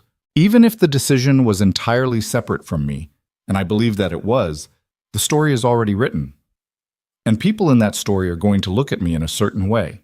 The residents' families, my colleagues, Linda." A pause. "Linda actually asked me if I knew about the subsidy situation when we met, which meant she was wondering if What did you tell her?" "The truth. That I knew you were in healthcare administration, that I didn't know about the programs until our second conversation, that I told you to fight for them because it was the right thing to do, not because I was negotiating." The word came out with a slight bitterness. She believed me. But the fact that the question came up at all. "I'm sorry," Landon said. "You've said that a lot." "I keep meaning it." Sophie was quiet for a moment. When she spoke again, her voice was different, lower, more honest maybe, in the way that quiet voices sometimes were. "I'm going to tell you something, and I need you to just hear it." "Okay." "I like you," she said. "Genuinely. Not because of your money or your position or any of the things that article implies. I like the way you listened when I talked about my residence. I like that you sent flowers with a note that just said, 'Parking lot stranger,' because you knew your name wasn't the point yet. I like that you showed up with no umbrella and said you were aware of how it sounded and asked anyway." She paused. "I am not a woman who is easily impressed by money. My ex had money. It's a feature, not a quality." Landon didn't say anything. He was watching Chicago go past through the car window and listening with everything he had. "But I'm scared," she said, "of this, of what it does to my life if it becomes something, of what it already did to my reputation at work just by existing for 6 weeks, of—" She stopped. of wanting something I don't know how to want safely. I'm scared too, he said. It came out before he'd thought about it, and it was true, and he let it be true without qualification. I have been since the night in the park. You asked me if I wanted to know the truth, and this is it. You scared me. In the best way. The kind of scared that means something matters. The line hummed quietly. I need more time, she said. Okay. That's not... She hesitated. That's not me walking away. I know, he said. Take the time. After the call, he sat in the car for an additional 2 minutes after Marcus had pulled up to the site visit location, not moving, just sitting with the weight of it. The particular weight of something that might be important and might also be on the edge of being lost. Gerald was waiting for him in the lobby. Whatever conversation was about to happen between them, it was going to require that Landon be entirely present and entirely himself, and he was going to have to set all of this down somewhere and come back to it later. He set it down. He got out of the car. He straightened his jacket. He walked inside. The afternoon went long and contentious, and Gerald made 3 separate references, each less subtle than the last, to the press coverage and its implications for the company's credibility in the restructuring period. Each time, Landon acknowledged the concern and redirected to the substance, and each time he could feel Gerald's frustration calcifying into something more deliberate. At 4:30, Gerald stopped him in the hall outside the conference room when everyone else had gone. You should know, Gerald said, that Ashworth is talking to 2 of the other board members about the restructuring timeline, about whether the terms of your proposal create a precedent that limits future decision-making. He paused. About whether this is the kind of leadership the company needs in this period. Landon looked at him. Is that a warning or a threat, Gerald? Gerald's face was unreadable. It's information. What you do with it is your business. He walked away. Landon stood in the corridor for a moment, alone. The building was emptying around him, the particular late afternoon quiet of a corporate space after hours, and he thought about what Gerald had just told him, which was that the vote that had passed last Wednesday was not the end of the fight, but possibly just the end of the opening round. He'd known that. Claire had told him. He'd built it into his understanding of how this was going to go. He just hadn't factored it in alongside everything else. He thought about Sophie saying, I'm scared of wanting something I don't know how to want safely. And he thought about Ashworth counting votes. And he thought about Mia's drawing of the Mariana Trench, the little fish she'd colored red surviving at the bottom because they'd evolved, because they'd gotten used to the pressure. He pulled out his phone. He almost texted Sophie. He stopped himself. She needed time. He'd said he'd give it. He meant what he said. He texted Mia's grandmother instead, confirmed pickup arrangements, then put his phone away and walked back toward his office to do the work that still needed doing, with the company that was still his to run, on the day that had gone the way days went. Not cleanly, not easily, but forward. Always forward. That was in the end the only direction any of it moved. The few days Sophie had asked for stretched into 2 weeks. Landon didn't push. He'd meant what he said about low pressure, and meaning it turned out to require more discipline than he'd anticipated. Not because he was impatient by nature, but because the external situation kept generating reasons why waiting felt increasingly costly. The press coverage had not quieted. It had done what press coverage did when no one fed it a counter-narrative. It got creative. A second article appeared in a business weekly, this one more measured in tone but more damaging in content, which outlined the timeline of the board vote and the public sightings with the careful implication of a connection without quite stating one. Martin forwarded it with a subject line that just said, "We need to talk." They talked.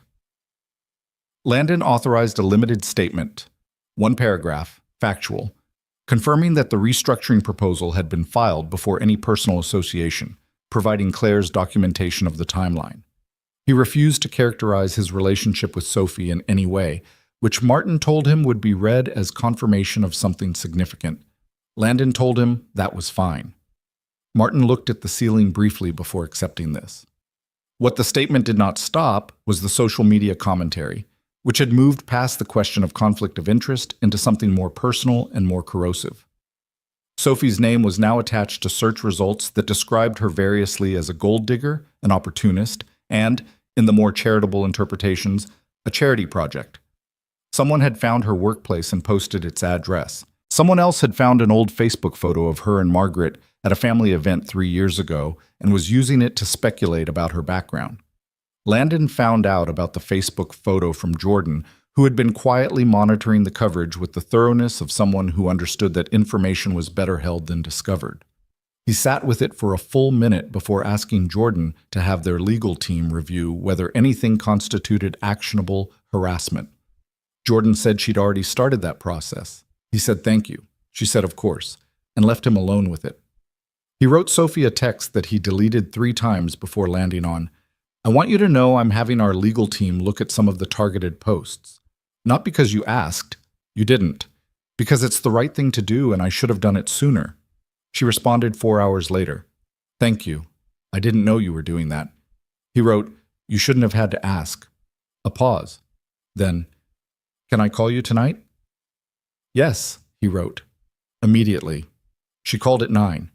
Her mother had been unsettled all day, one of the harder days, the kind where Margaret's displacement was constant and close to the surface, where every room in the apartment seemed to remind her of something that wasn't there anymore.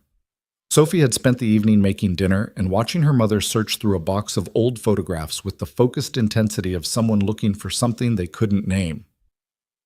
"She kept picking up a photo of my dad from their trip to Portugal," Sophie said. "He's in front of some fountain. She kept saying, 'He looks tired, he needs to rest,' and I just..." She stopped. "I just agreed. Every time. 'He looks tired, yeah, Mom. He'll rest soon.'" Her voice was doing the thing it did when she was holding something carefully, flat on the surface, careful with the syllables, the way you walked on ice. "How are you?" Landon asked. "I've been better," she said, which was significant because Sophie's benchmark for admitting she'd been better was set very high. "Do you want to talk about any of it? The press stuff?" "No." A pause. "Yes. I don't know." She exhaled. "Someone from Maplewood. A family member of one of the residents. She came in today to visit her father, and she looked at me differently, like she was deciding something about me." Sophie's voice was still careful. "I don't know what she'd read or who she'd talk to, but I felt it, the recalibration. I'm sorry. I know you are." She didn't say it coldly, more like she was acknowledging a fact of the situation rather than accepting an apology. "The thing is, I've worked at that facility for 4 years. I know those residents. I know their schedules and their preferences, and which ones need the lights adjusted at night, and which ones want the window cracked in the morning regardless of temperature. And one photograph and a caption has people looking at me like I might be, I don't know, like I might want something from them." "You don't," he said. "I know I don't." And there it was. The particular exhaustion of a person who has to defend their own character to people who had never questioned it before. "My reputation at that place is the thing I've built over 4 years. It's mine. And now it's complicated by association." Landon sat with this, not trying to fix it, just sitting with it. There was a version of himself that would have moved to reassurance. It'll pass. People will see. The truth will be clear. He didn't trust that version. The truth was that some people would see it and some wouldn't, and the ones who didn't would hold their revised opinion of Sophie Bennett past the point where the news cycle had moved on, and she would carry that in a workplace she needed. "I'm sorry I came over to you in that parking lot," he said. The line went quiet. "I don't mean that," he said. "I'm not sorry, but I understand if you..." "I'm not sorry either," Sophie said. Her voice had changed. Something had gone out of the careful flatness. "That's the thing that's making this hard. If I were sorry, it would be easier. I could just walk back from it. Say it was a mistake, but I don't think it was a mistake. I think you're..." She stopped. "What?" he said. "I think you're one of the better people I've met," she said. Not romantic, not performance, just a fact, stated with the directness of someone who didn't compliment lightly. And I think that makes this harder, not easier. Why harder? Because if you were what they're saying you are, if any of this was what they're implying it is, I could be angry. I could use the anger to make it simple. A long pause. "But you sent flowers addressed to the parking lot stranger. You drove me around a city at midnight to find my mother. You built a financial proposal that bet 3 years of your own money on the idea that 4,100 people were worth the bet. She breathed. So I can't be angry. I'm just scared, he said. Yeah. He understood this. He understood it in the specific, non-abstract way of a person who had sat in the same room 3 years ago and decided, after Elena, that whatever came next was going to be earned differently, more honestly, with less performance and more actual showing up. Can I tell you something? He said. Sure. Mia asked me last week if I'd made a new friend, he said. I said yes. She asked what your name was, and I told her. And she said that was a good name for a friend. He paused. She has strong opinions about names. She told me last year that her stuffed elephant was named incorrectly, and she was right. Sophie made a sound. A real one this time. A laugh that came out small and surprised and relieved. What was it named? Gerald? That's a bad name for an elephant. Agreed. She renamed it Percy. He waited a beat. She doesn't ask me about people often. She's careful about who she asks about. Silence. Then, what did you tell her about me? That you work hard and you're funny and you look after people who need looking after, he said. She said that sounded like a good job. I told her it was. Sophie was quiet for a moment. When she spoke, her voice was different again, softer, but not in the careful way, in the way of something letting go. I want to meet her someday, she said. Not now, that's not what I mean. I know what you mean, he said. Okay, she said. Okay, he said. They talked for another 30 minutes about smaller things. Her mother's good moments from the week, a documentary Landon had half-watched while reviewing contracts. The fact that Mia's ocean project had received what Ms. Park described as enthusiastic engagement from the class, which Mia had taken as her due and moved past. By the time they hung up, something had shifted, not resolved, not arrived at any conclusion, but different from the week before. Less like two people on the edge of something, and more like two people who had decided to stay in the same place for a while and see what it looked like from there. It was the second week of November when everything came back to the board. Landon had known it was coming. Claire had told him. Gerald had told him, in the corridor outside the conference room, with the careful wording of a man who was conveying information without technically threatening anything. What he hadn't anticipated was the specific form it took, a formal motion filed by Ashworth through the board's governance committee, requesting a review of the restructuring proposal's implementation timeline on grounds that the financial projections had been insufficiently validated. He's not wrong that the projections are aggressive, Claire said. She was in his office on a Monday morning with her legal pad and her clicking pen and the particular expression she wore when delivering news she respected the difficulty of. The 22-month runway assumes an optimistic uptake rate on the reform billing model. I know, Landon said.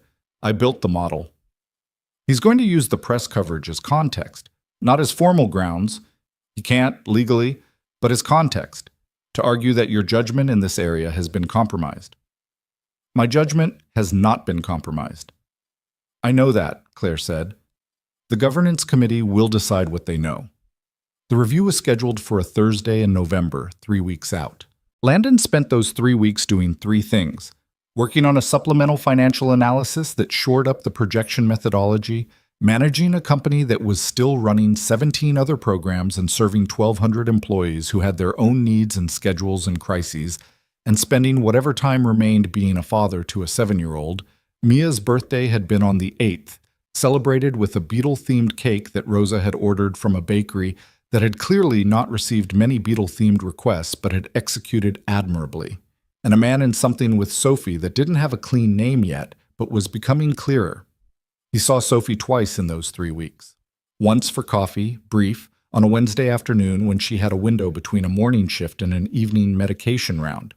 The coffee place was close to Maplewood, her choice, a narrow space with 4 tables and a pressed tin ceiling and coffee that was better than it had any right to be given how little space there was for equipment. She came in with her jacket still on and her lanyard tucked under her collar and the slightly compressed energy of someone between things. She sat down across from him, wrapped both hands around the cup the way she always did, and said, without preamble, "Linda told me this morning that the first installment of the restructuring fund transferred to Maplewood's account." "End of month," Landon said. "That was the timeline." "She cried," Sophie said. "Linda, in her office. She doesn't cry in front of staff, but I walked by and the door was open and—" She stopped. Something crossed her face that was too many things to name. "She's been fighting for that funding for 2 years. She does the schedule herself because she can't afford a full administrator. She works 55 hours a week, and she drives a 2012 Civic that she's been talking about replacing since I started." "I know," he said. "I met with her as part of the impact assessment process." Sophie looked up. "When?" "Early November, before the board review." He paused. "I met with directors at 6 of the facilities. I wanted the committee to see faces and names, not just metrics." She held his gaze. The narrow coffee place was quiet around them. "You didn't tell me that," she said. "You needed space," he said. "I wasn't going to fill it with things I was doing." She looked at him for a long moment. "Landon," she said. "Yeah." "I need you to understand something." She set down her coffee cup.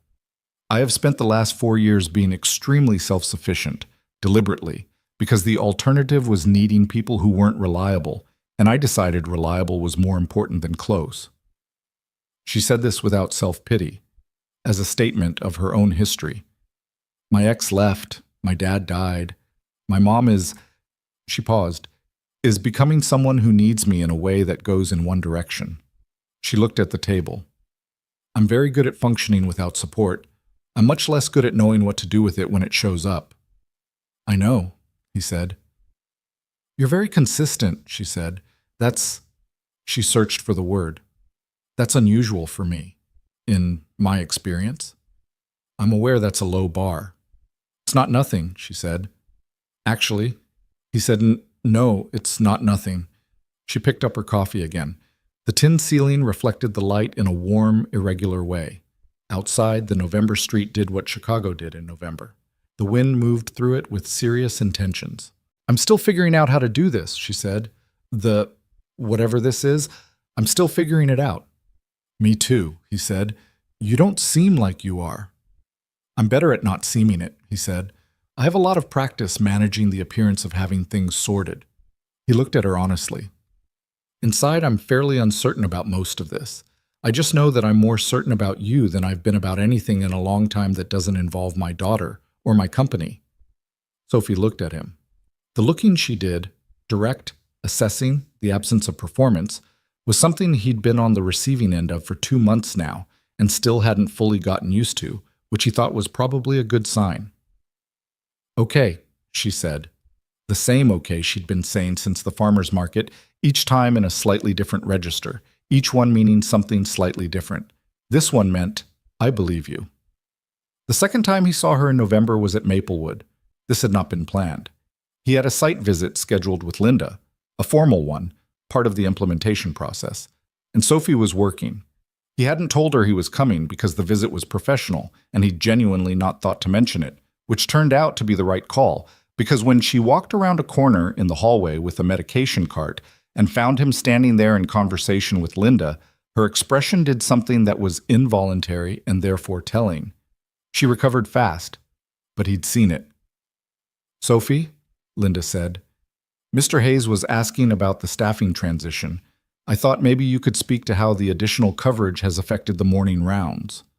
Sophie looked at him once, quickly, the look of someone recalibrating in real time. Then she looked at Linda. "It's been significant," she said. "We've been able to move the medication rounds earlier, which means the residents who have trouble sleeping aren't being woken up on a crisis schedule.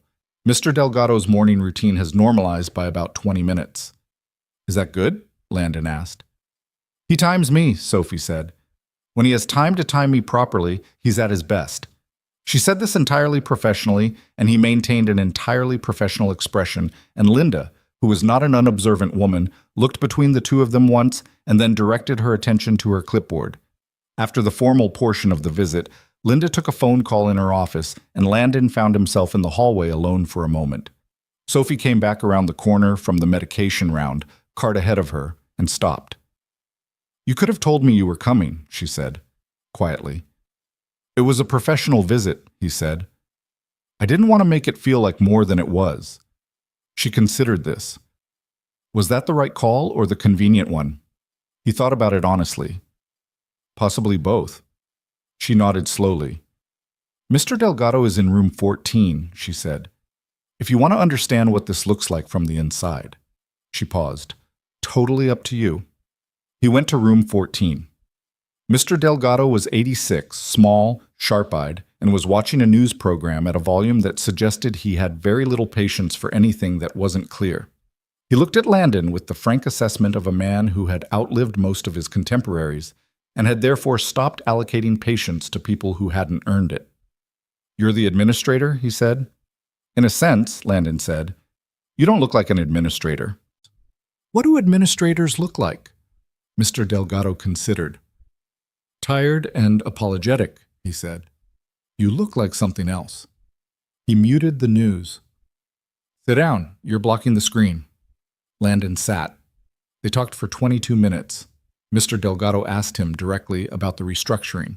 He'd heard things, he said, the way people in care facilities heard things, through the particular information network of people who had a lot of time to pay attention to what staff discussed in hallways. He wanted to know if the funding was secure. "For now," Landon said honestly. "I'm working to make it more than for now." "That's a politician's answer," Mr. Delgado said. "I know. The honest version is, I can commit to the next 3 years with certainty. Beyond that depends on decisions that aren't mine alone."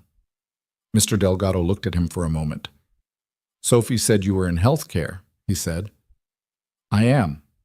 "She didn't say you were in charge of it." Landon paused. "No, she didn't."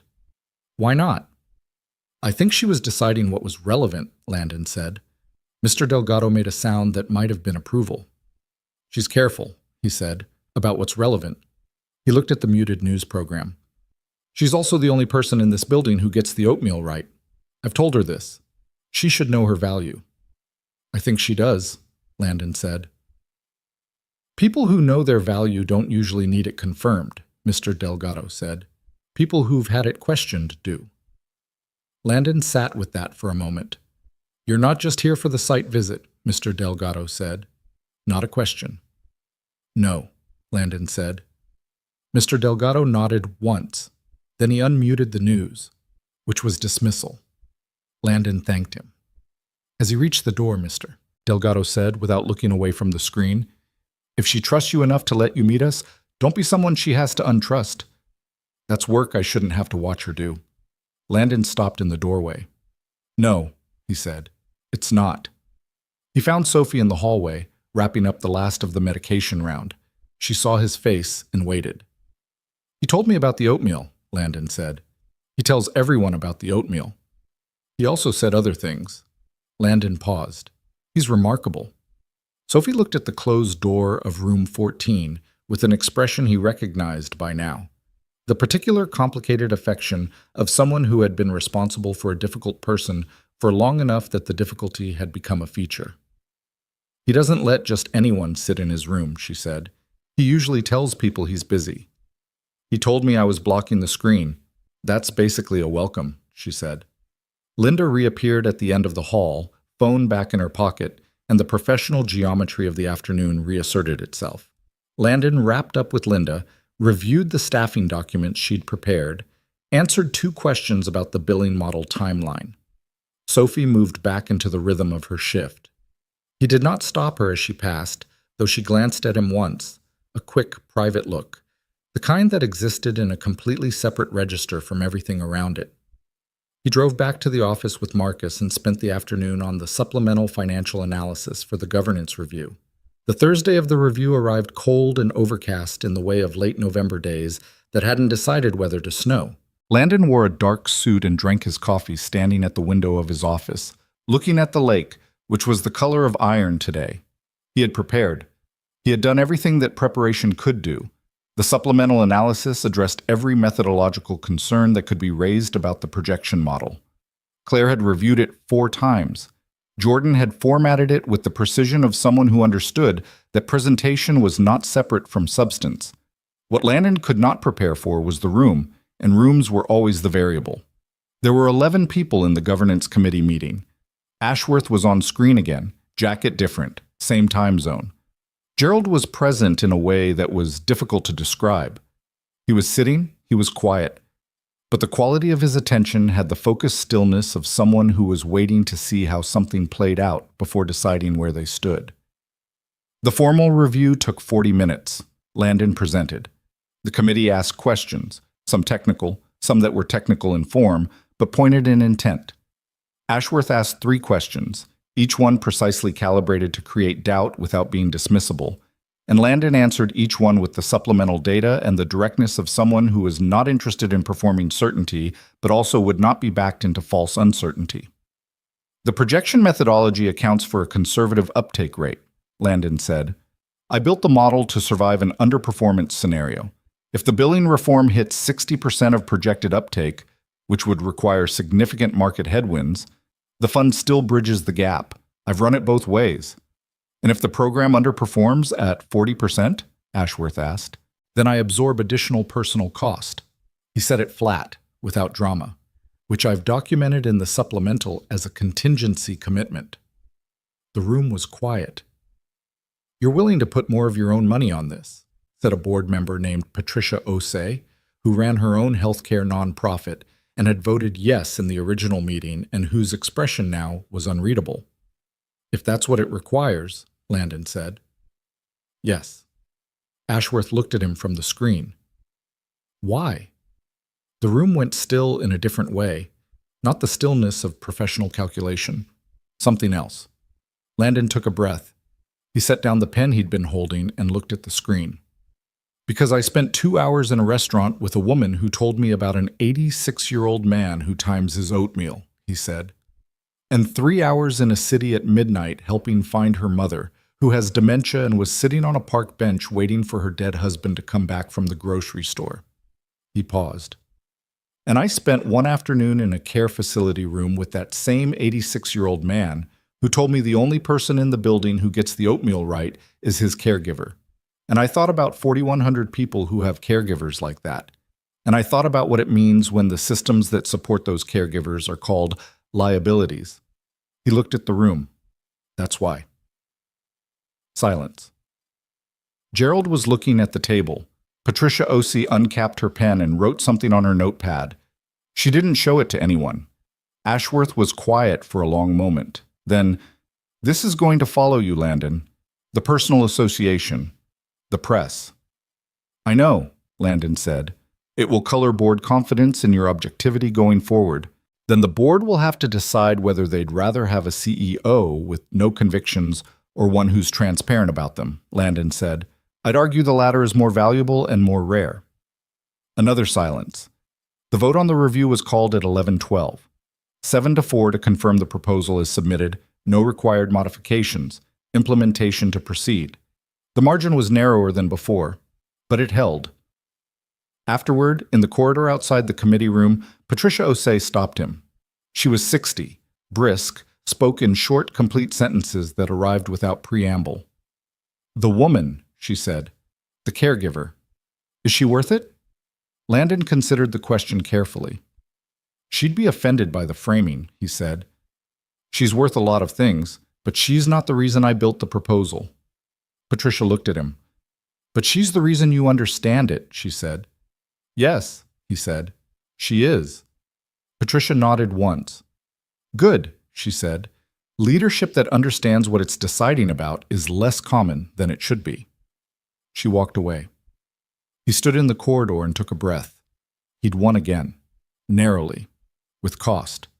He had 4 people on that committee who had voted against him and who would continue to watch his decisions with the sharpened attention of people who had tried to redirect something and failed. Gerald was going to be difficult for months. Ashworth was going to remain a variable. He was also going to go home that evening to a 7-year-old who had an opinion about beetles and a name she'd given a stuffed elephant and an entire particular sense of the world that she was assembling, piece by piece, in the particular way children assembled things, through questions and time and whatever they were shown about how adults handled difficulty. He pulled out his phone. He sent Sophie one text. The review passed. Programs stay. He put the phone back without waiting for a response. Then he took the elevator down to the lobby and walked out into the November cold, where the city was gray and moving and indifferent, and stood on the sidewalk for a moment with his hands in his coat pockets. His phone buzzed. Sophie. I know, she wrote. Linda told me an hour ago. She cried again. A pause, then, so did I, just so you know. He looked at the text for a moment, the gray sky above the buildings, the lake, somewhere behind them, going on in its particular enormous way. He wrote back, Thank you for telling me. She wrote, Thank you for not making me have to untrust you. He stood on the sidewalk with that for a minute. He didn't ask her what she meant by it. He already knew. Mr. Delgado had told him. He put his phone in his pocket and walked to find Marcus, and the city moved around him, and somewhere across town a woman in a blue uniform was finishing a shift that had started 11 hours ago, and her mother was at home with a neighbor, and she had cried in a break room over something she'd stopped letting herself hope for, and she'd dried her face and gone back to work because she didn't have the luxury of anything else. He thought, I'm not going to waste this. He didn't know yet exactly what that meant in terms of what came next. He knew it meant something specific and forward-moving and worth the cost of the past 2 months. Marcus pulled up. The car was warm inside. Home? Marcus asked. Home, Landon said. He looked out the window as they drove, at the city doing its enormous ordinary work, and he felt, underneath the exhaustion and the relief and the complicated weight of the day, something else. Something that had been building quietly, the way good things often built, without announcement, without drama, through the simple accumulation of being shown, repeatedly and without performance, that someone was exactly who they appeared to be. He felt, for the first time in a long time, like something was beginning rather than continuing. He held on to that, all the way home. December arrived the way December arrived in Chicago, without apology, with wind that had opinions, with a quality of cold that was less a temperature than a disposition. The city shifted its posture. Coats got heavier. Commutes got longer. People moved with the particular purposefulness of urban residents who had accepted winter as a personal adversary and were not going to let it win without a fight. Landon noticed the cold the way he noticed most things these days, with an awareness that had become more specific, more textured since October. He'd always lived in the city. He'd always known the seasons. But there was something about the past 2 months that had recalibrated his attention to ordinary things in a way he would have found difficult to explain to anyone who asked. The cold, for instance. He noticed it now because Sophie had mentioned, in passing, that the walk from the Maplewood parking lot to the building entrance was 200 feet of exposed concrete with no wind barrier, and that the overnight staff arrived at 5:30 in the morning, and by January it was genuinely brutal. She'd said it without complaint.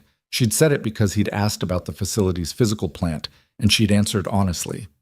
He'd sent a memo to the facilities team about exterior windbreak installations at 5 locations the following Monday. He did not tell Sophie he'd done this. He was learning slowly the difference between doing things for Sophie and doing things because Sophie had given him the information to understand they needed doing.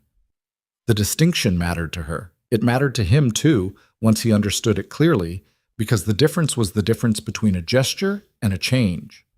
Sophie called him on the second Thursday of December. She was off shift, home, Margaret asleep.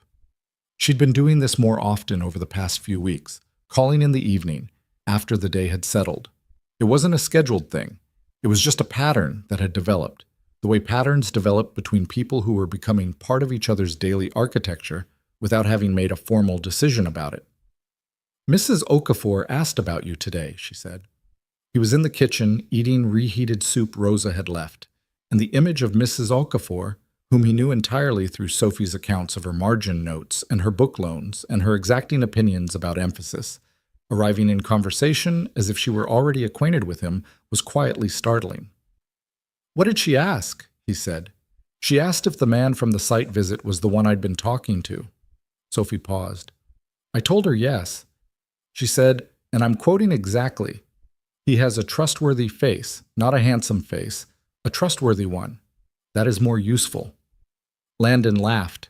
He set down his spoon. I like her very much. She knows that. It's why she said it. Sophie sounded amused. She also lent me a new book, James Baldwin, with a note on the first page that says, "Read this one slowly and more than once. The second time is when it makes sense." Have you read it before? Years ago, quickly. I think she knows that. She probably does, Landon said. They talked for an hour and 15 minutes, which was longer than either of them planned and shorter than either of them noticed. At some point, the conversation moved from Mrs. Okafor to Mia's upcoming winter recital, which was causing Mia significant strategic anxiety because she'd been assigned the triangle, an instrument she considered beneath her investment in the rehearsal process, and she had opinions about this that she'd shared with Landon at length. "She sounds like she should be running something," Sophie said. "She already thinks she is," Landon said. "She reorganized my kitchen cabinet system last week while Rosa wasn't looking. It is, objectively, a better system. I haven't told her that." "Why not?" "Because she's 6 and she needs to understand there's a process for that kind of initiative." Says the man who restructured elder care funding through personal financing because he disagreed with his board. A pause. Then he said, "That's different." "Is it?" He thought about it. "She's going to be insufferable if I tell her the cabinet system works. She's already insufferable about the Beatles. You managed." He was quiet for a moment. "I want you to meet her," he said. Not impulsively, carefully. It had been sitting there for a while, in the place where things sat when you weren't sure of the timing. "Not right away. Whenever you're ready. But I want that." Sophie didn't answer immediately. He heard her settle, the soft sound of someone adjusting their position on a couch, or maybe he imagined the specificity of it. "I want that too," she said. "I'm just..." "Careful," he said. "Yeah." "That's good," he said. "Mia needs careful people in her life. She's had enough of the other kind." He paused. "So have I." Another long silence, but not an uncomfortable one. The kind where something was being absorbed at a pace that required the silence. "After the holidays," Sophie said. "Let's figure something out after the holidays. My mom has a doctor's appointment on the 14th, and then her memory group runs through the 23rd, and I want to get through all of that before adding..." She paused. "Before adding something new that matters. Before adding something new that matters." He held that. "After the holidays," he said. "Yeah." "Okay. Okay." And there it was again in yet another register. This one meaning, I'm in this, just at my own pace. December moved the way December moved, faster than expected, crowded with the particular fullness of a month that demanded presence at every turn. Mia's recital happened on the 18th, and she played the triangle with the focused intensity of someone who had decided if she was going to do a thing, she was going to do it definitively. She hit every cue. She did not look pleased about it after, but she accepted Landon's hug with good grace and told him that next year she was going to ask for the xylophone. Margaret had a good stretch in December, several consecutive good days where she was primarily herself, present, sharp, making the particular dry jokes she'd apparently always made that Sophie said were her father's inheritance as much as her cheekbones. Sophie told Landon about these days with a careful gratitude, the gratitude of someone who had learned not to expect consistency, but who allowed herself to appreciate it when it came. On December 22nd, Sophie called him from her car in the Maplewood parking lot. She'd just finished a shift, and it was too cold to stand outside, and she was warming up the engine, and said, "I want to tell you something I've been thinking about." "Okay," he said. He was in his office, late, the building mostly empty, the city lights doing their winter thing outside the window. "The night you walked over to me in that parking lot," she said, "I had already decided I was just going to go home. I'd already written it off, the whole evening, the whole idea of trying." She paused. "I had this thought, standing there, that this was just what it was, that my life was what it was, and I should stop pretending some version of it had room for things like bad dates that might become good ones, for trying." "What changed your mind?" he said. "You knocked on the door without knowing you were knocking," she said.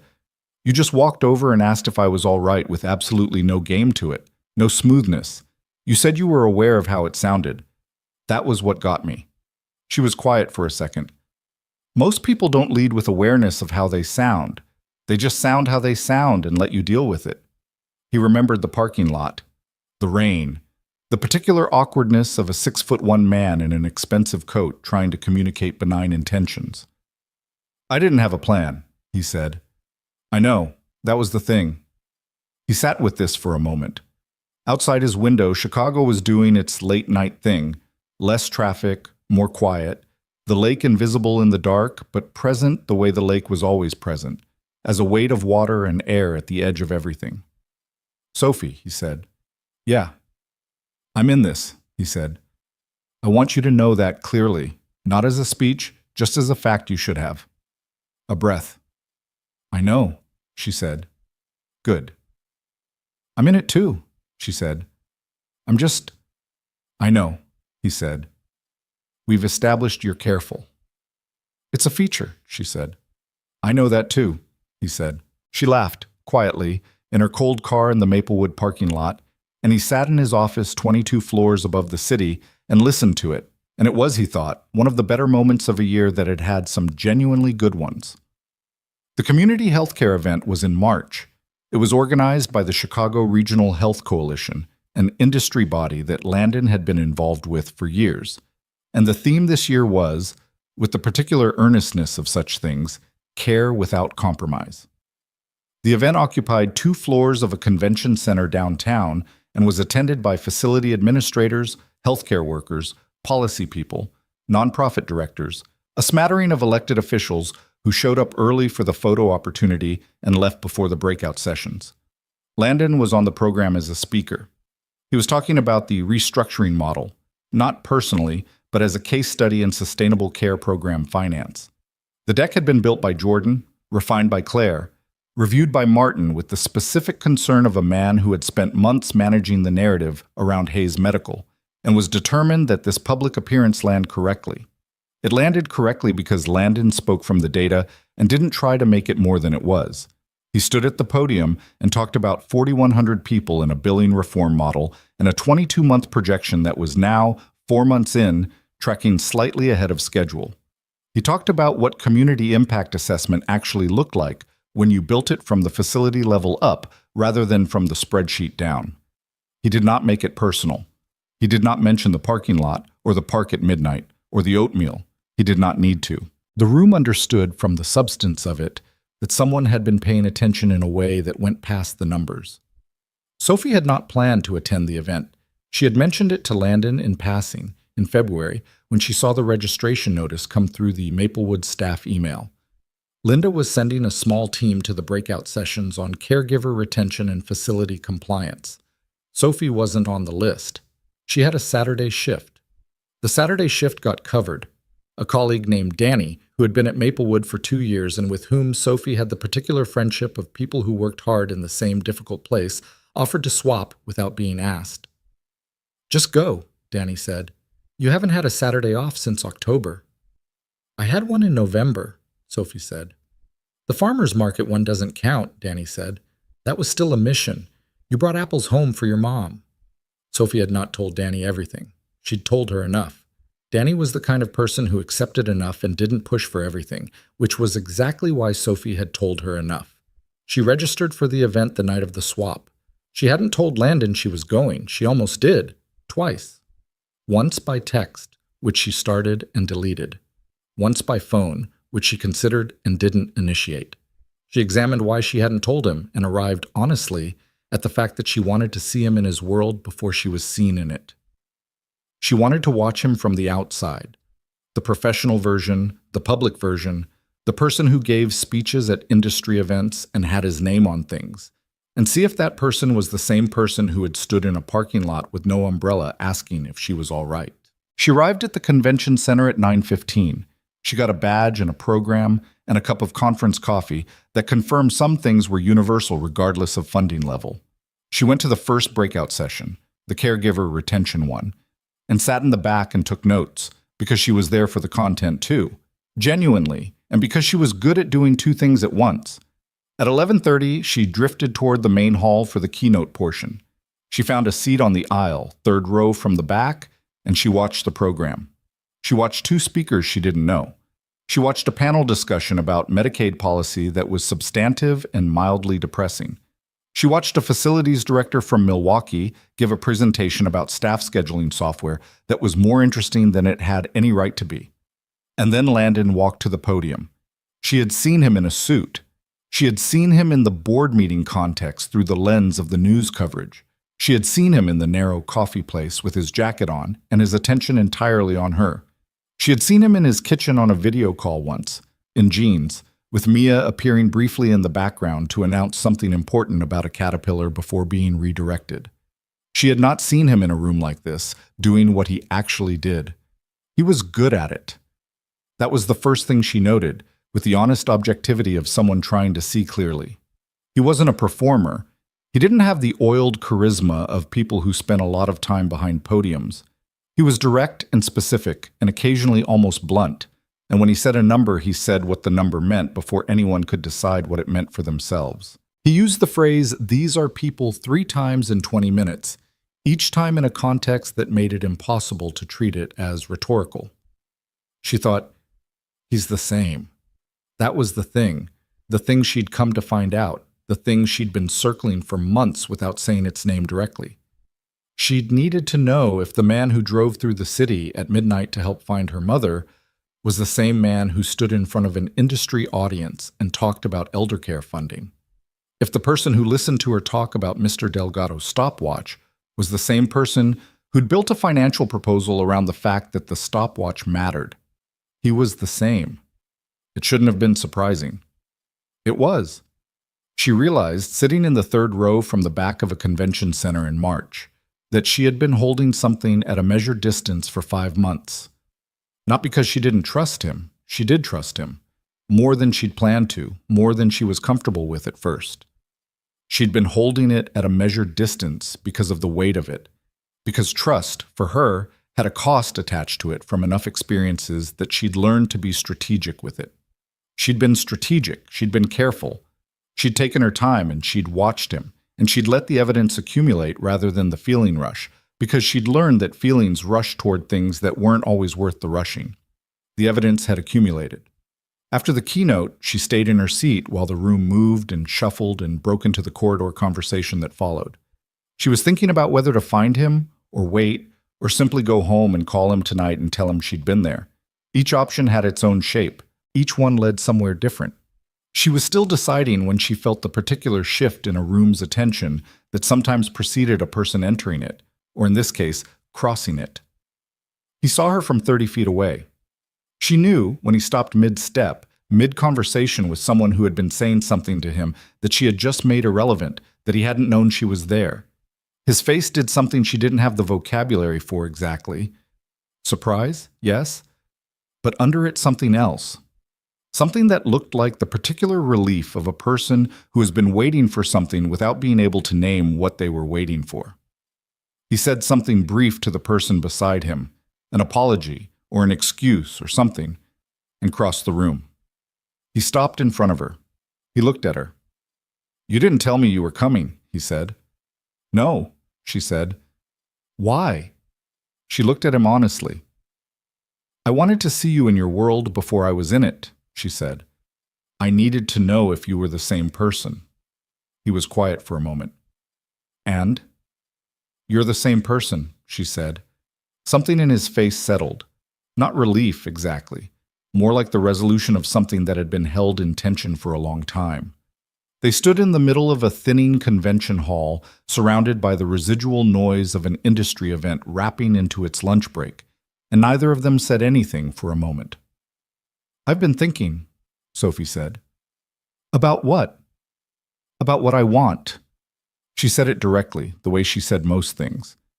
Which is, I want this. I want to stop being careful about whether I want it, because I've been careful for 5 months, and it hasn't changed anything. I still want it. Landon looked at her. "Okay," he said.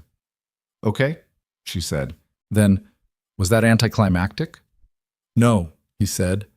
"That was exactly right." She almost smiled. "I thought there'd be more." Declaration, on my part. "You just told me what you want without framing it as a question that required my approval," he said. "That's not underdramatic. That's you. She looked at him for a moment. You're getting better at reading me. I've been paying attention, he said. I noticed. Around them, the hall continued to do its thing, the ambient sounds of people and purpose, and the ordinary machinery of a professional gathering. Neither of them was paying it particular attention. Dinner, he said. Tonight. Not a conference dinner, not a work conversation, not a planning session for anything, just dinner. My mom, Mrs. Yuen, he said. She looked at him. How do you know about Mrs. Yuen's Tuesday schedule? You mentioned it in October, he said. The night we found your mother, you said she watched Margaret on Tuesday evenings. Sophie stared at him. That was 5 months ago. I know. She shook her head slowly. Something was happening in her expression that moved through several things before arriving at something quieter and more certain than any of them. You remember that? I remember a lot of things, he said. You talk about your life and I listen. A pause. That's generally how I've always worked. She was quiet for a moment. It's Tuesday, she said. I know. Mrs. Yuen usually comes at 6. I know. She looked at him for one more moment.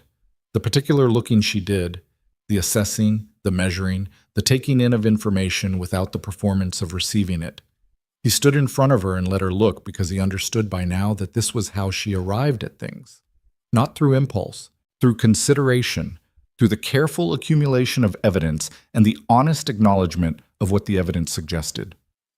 Okay, she said. Okay, he said. Harlow's, she said. Harlow's, he said. They left the convention center in the early afternoon, not together. She had the last breakout session she'd actually come for. He had 2 conversations he needed to have with coalition members before leaving. They went their separate ways inside the building with the ease of people who had become comfortable with the rhythm of each other's lives, the way those lives sometimes ran alongside rather than together, and who had made peace with that being not a lack, but a structure. He texted her at 2:15. Diane is going to think we're irregular. She wrote back, We've been twice. He wrote, That's regular for Harlow's. She sent back a single punctuation mark, a period, which he had learned over 5 months of her particular text economy meant she was smiling but wasn't going to say so. He put his phone away and finished his conversation with the Milwaukee facilities director, who turned out to have a lot of intelligent things to say about scheduling software that Landon found himself genuinely engaged by, and the afternoon moved.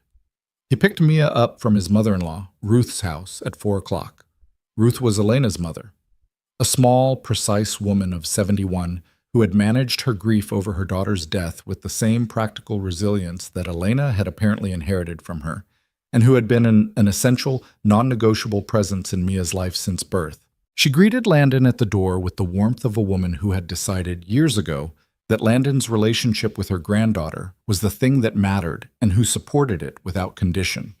Mia was at the kitchen table with a book about sea turtles, which represented, apparently, a temporary détente with non-beetle marine life. She looked up when Landon came in, assessed the situation with her dark eyes, and said, You're happy. Am I? He said. You look different, she said. Not accusatory, observational. Ruth, behind him, made a quiet sound that might have been amusement and excused herself to the kitchen. Landon sat down across from Mia. How was your day? He said. Good. Grandma Ruth and I made soup. Sea turtles can live to 100. She looked at him. Did something happen at your work thing? A couple things, he said. Good things. The program things? She knew about the programs in the broad, simplified version he'd given her in December, that his company helped places that looked after older people who needed help, and that people had been trying to stop that, and that he'd been working to make sure they didn't. Mia had thought about this carefully, and then said that he should absolutely not let them stop it because older people had already done all the work of being alive for a long time and didn't need more problems. Yeah, he said. The program things are going well. Good, she said. Is it also the Sophie thing? He looked at her. What do you know about the Sophie thing? I know her name is Sophie, and she looks after old people, and she's your friend, Mia said, with the composure of a child who had assembled information from available sources and wasn't going to pretend otherwise. I heard you say her name on the phone a lot, and Grandma Ruth said you seem like yourself again. He was quiet for a moment. I'm going to have dinner with her tonight, he said, at a restaurant, just the two of us. Mia considered this. She looked back at her book and turned a page. Is she nice? Yes, he said. She's very good at her job, and she's funny, and she doesn't pretend things are easier than they are. Mia nodded slowly. Those are good things, she said. Then, is she nice to you? He thought about oatmeal timed exactly right. Margin notes in pencil so thin they could be erased. A woman on her knees in a wet park keeping her voice steady so someone else could be calm. He thought about thank you for not making me have to untrust you. He thought about a period at the end of a text message that meant smiling. Yeah, he said. She's nice to me. Mia turned another page. Okay, she said. Can we have the leftover soup before you go? We absolutely can, he said. They had soup at Ruth's kitchen table, the three of them, while Mia explained what she'd learned about sea turtle navigation. They used the Earth's magnetic field, she said, like a map they were born with. And Ruth listened with the genuine attention of a grandmother who understood that the content was secondary to the fact of being listened to. And Landon ate his soup and watched his daughter, and thought about how much of life was exactly this, ordinary and warm and unremarkable and irreplaceable. He got to Harlow's at 7:10. Sophie was already there. She was in the same corner booth. Landon suspected Diane had made this happen, and she had her jacket off and both hands around a water glass, and she was reading something on her phone with the focused attention she gave to most things. She looked up when he walked in. She had changed out of the conference clothes. She was wearing a dark sweater, her hair down, and she looked like herself in the way that she always looked like herself, without performance, without the particular awareness of being looked at that some people carried. She just occupied the space she was in. You're 10 minutes late, she said. Traffic on Michigan, he said. I'm sorry. I ordered bread, she said. Don't make it weird. He sat down. Diane appeared almost immediately with water and the particular satisfaction of a woman who had watched something develop in a restaurant over 5 months and was privately pleased. Welcome back, Diane said. Thank you, Sophie said. The special tonight is the salmon, Diane said to Landon, but she already knows what she's ordering. I do, Sophie confirmed. Diane left them to it. The restaurant was busy enough to have a pleasant noise, but not so busy that it required effort to hear each other. It was March, and cold outside and warm in here, and the lighting was still not aggressive, and the leather booth was still worn soft. They ordered, they ate, they talked. They talked about the event. Sophie told him what had happened in the caregiver retention breakout, which was substantive and concerning in specific ways that she described with the precision of someone who lived inside the issue rather than managing it from the outside. He listened without interrupting. He asked one question, then another, and she answered them honestly and asked one back. And the conversation moved the way their conversations always moved, without agenda, finding its own level. She told him about a new development with her mother, a clinical trial at Northwestern, a memory support program that Margaret's neurologist had referred her to. Early stages, uncertain outcomes, but worth pursuing. Sophie had spent 3 evenings reading through the documentation. I didn't understand half of it, she said. I understood more than I expected. I made Linda's husband explain the parts I didn't. He's a pharmacist. She made him available. She said this with the dry practicality of someone who used every resource in her actual network. How do you feel about it? He asked. Cautiously something, she said. Not hopeful. That's too much. Cautiously, she thought about it. Cautiously open. That's good, he said. It's honest, she said. Which I prefer. He nodded. He had learned over 5 months that Sophie didn't want her difficult things reframed toward optimism. She wanted them acknowledged and sat with, and then, if she asked for perspective, offered perspective. She rarely asked, which meant she had good perspective of her own. He tried to match her in this. After the plates were cleared, after the second coffee had been poured, Sophie was quiet for a moment. The restaurant moved around them. The corner booth held them in its worn leather pocket. Can I tell you something? she said. Always, he said. I called my mom before I left tonight, she said. She was having a good hour. She knew who I was. She knew what day it was. She knew I was going to dinner. Sophie looked at her coffee cup. She asked who with. I told her a friend named Landon. She asked what he did. I said healthcare. She said... Sophie paused, a breath that was not quite even. She said, "Is he good to you?" Landon was quiet. And I said yes, Sophie said, without hesitation. First time I've said something like that about someone without needing to think about it first. He looked at her. She was looking at the table, and then she looked up, and her eyes were slightly bright, which was the closest he'd ever seen her come to crying in front of him, which was significant given everything he knew about how carefully she managed that. She said that was what mattered, Sophie said, and then she asked if we were having Italian because she was in the mood for Italian, and I said I wasn't sure yet, and she said to get the pasta. A small, uneven smile. She's not always there, but when she is, she's still herself. Yeah, Landon said. I'm telling you that because... She stopped, found the thread. Because I've been carrying a lot of things alone for a long time by choice and by necessity, and I'm not very good at letting people in to where the actual weight is. And I just wanted you to know that I'm trying to be better at that. With you. She said it precisely, without dramatizing it. I'm working on it. He reached across the table and put his hand over hers. She looked at it for a second. Then she turned her hand over and held his back, with the firm grip he'd known since the parking lot, the grip of a woman who did things deliberately or not at all. I know you are, he said. It's slow, she said. I know. You're patient, she said. That's... She paused. That's not nothing. For me. I know that too, he said. She looked at him for a long moment. The restaurant lights, the worn booth, the second cup of coffee, the March night outside the rain-dark windows. Landon, she said. Yeah. I'm glad you had no umbrella, she said. He didn't quite understand for a second. Then he did. The parking lot. The rain. No umbrella, which had been careless and accidental and apparently, according to Sophie, the thing that had tipped some invisible scale in his favor. The absence of an umbrella as a form of honesty. Me too, he said. She smiled. A real one. The full laugh-adjacent smile, the one that changed her face completely. He'd been storing them since the first one. Get the check, she said. I want to walk. It's 32 degrees, he said. I know, I have a coat. She was already reaching for her jacket. They walked. Down Collier Street, the same street Marcus had driven him down in October when he hadn't meant to stop anywhere.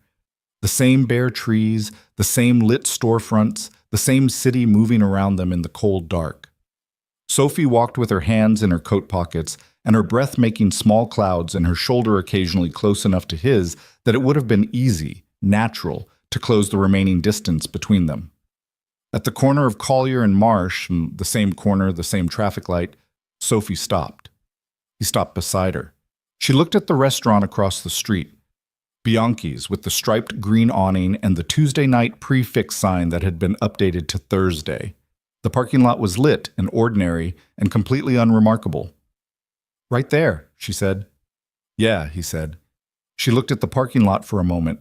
He didn't know exactly what she was seeing, herself in October probably, with the dead phone call and the worn uniform, and the decision she'd already made to write off the evening, the particular geometry of before. Different now, she said. Very different, he said. She turned. She looked at him in the cold March light, her cheeks pink from the temperature and her eyes clear and steady. You're going to meet my mother, she said, properly. Not in a crisis. A regular visit. When she's having a good day. She said it like she was settling something. I want her to meet you when she can actually know she met you, so she can remember it. I'd like that, he said.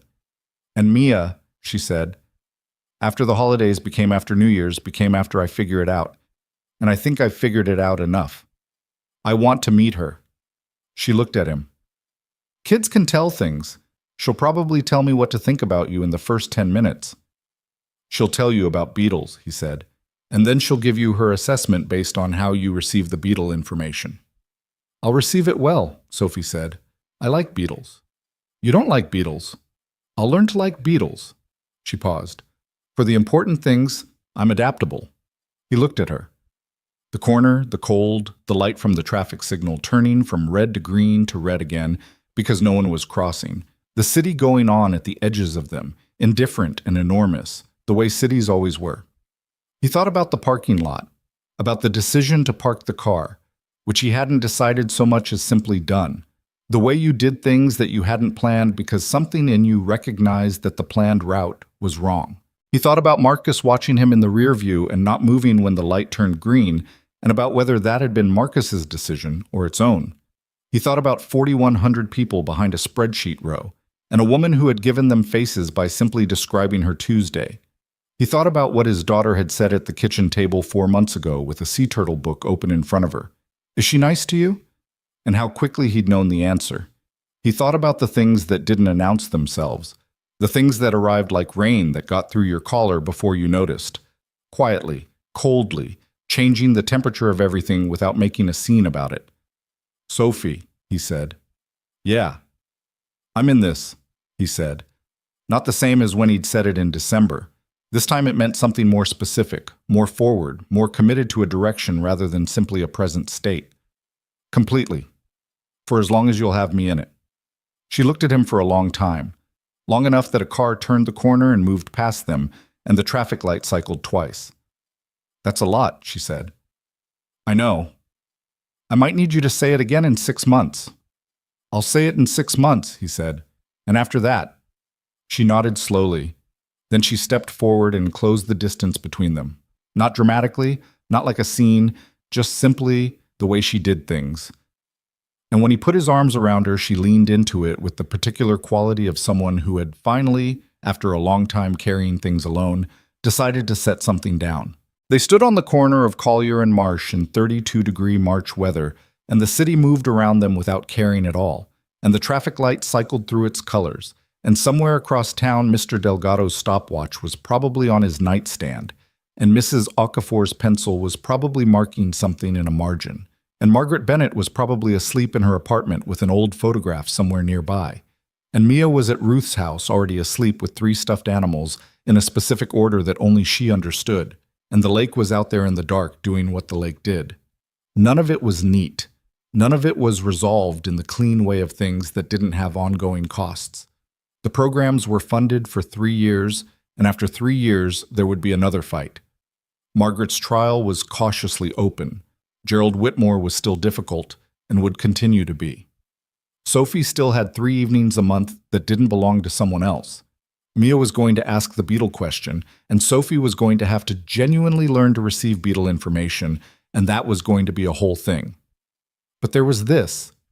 2 people standing on a corner in the cold, having found each other in a parking lot by accident, or by the kind of decision that gets made below the level of deciding, and having, through 5 months of being honest about what they needed, and patient with what they couldn't rush and stubborn about what was worth fighting for, arrived somewhere true. Not perfect. True. Which was, in the end, the only version of anything that lasted. The light turned green. They stayed on the corner a moment longer. Then they walked.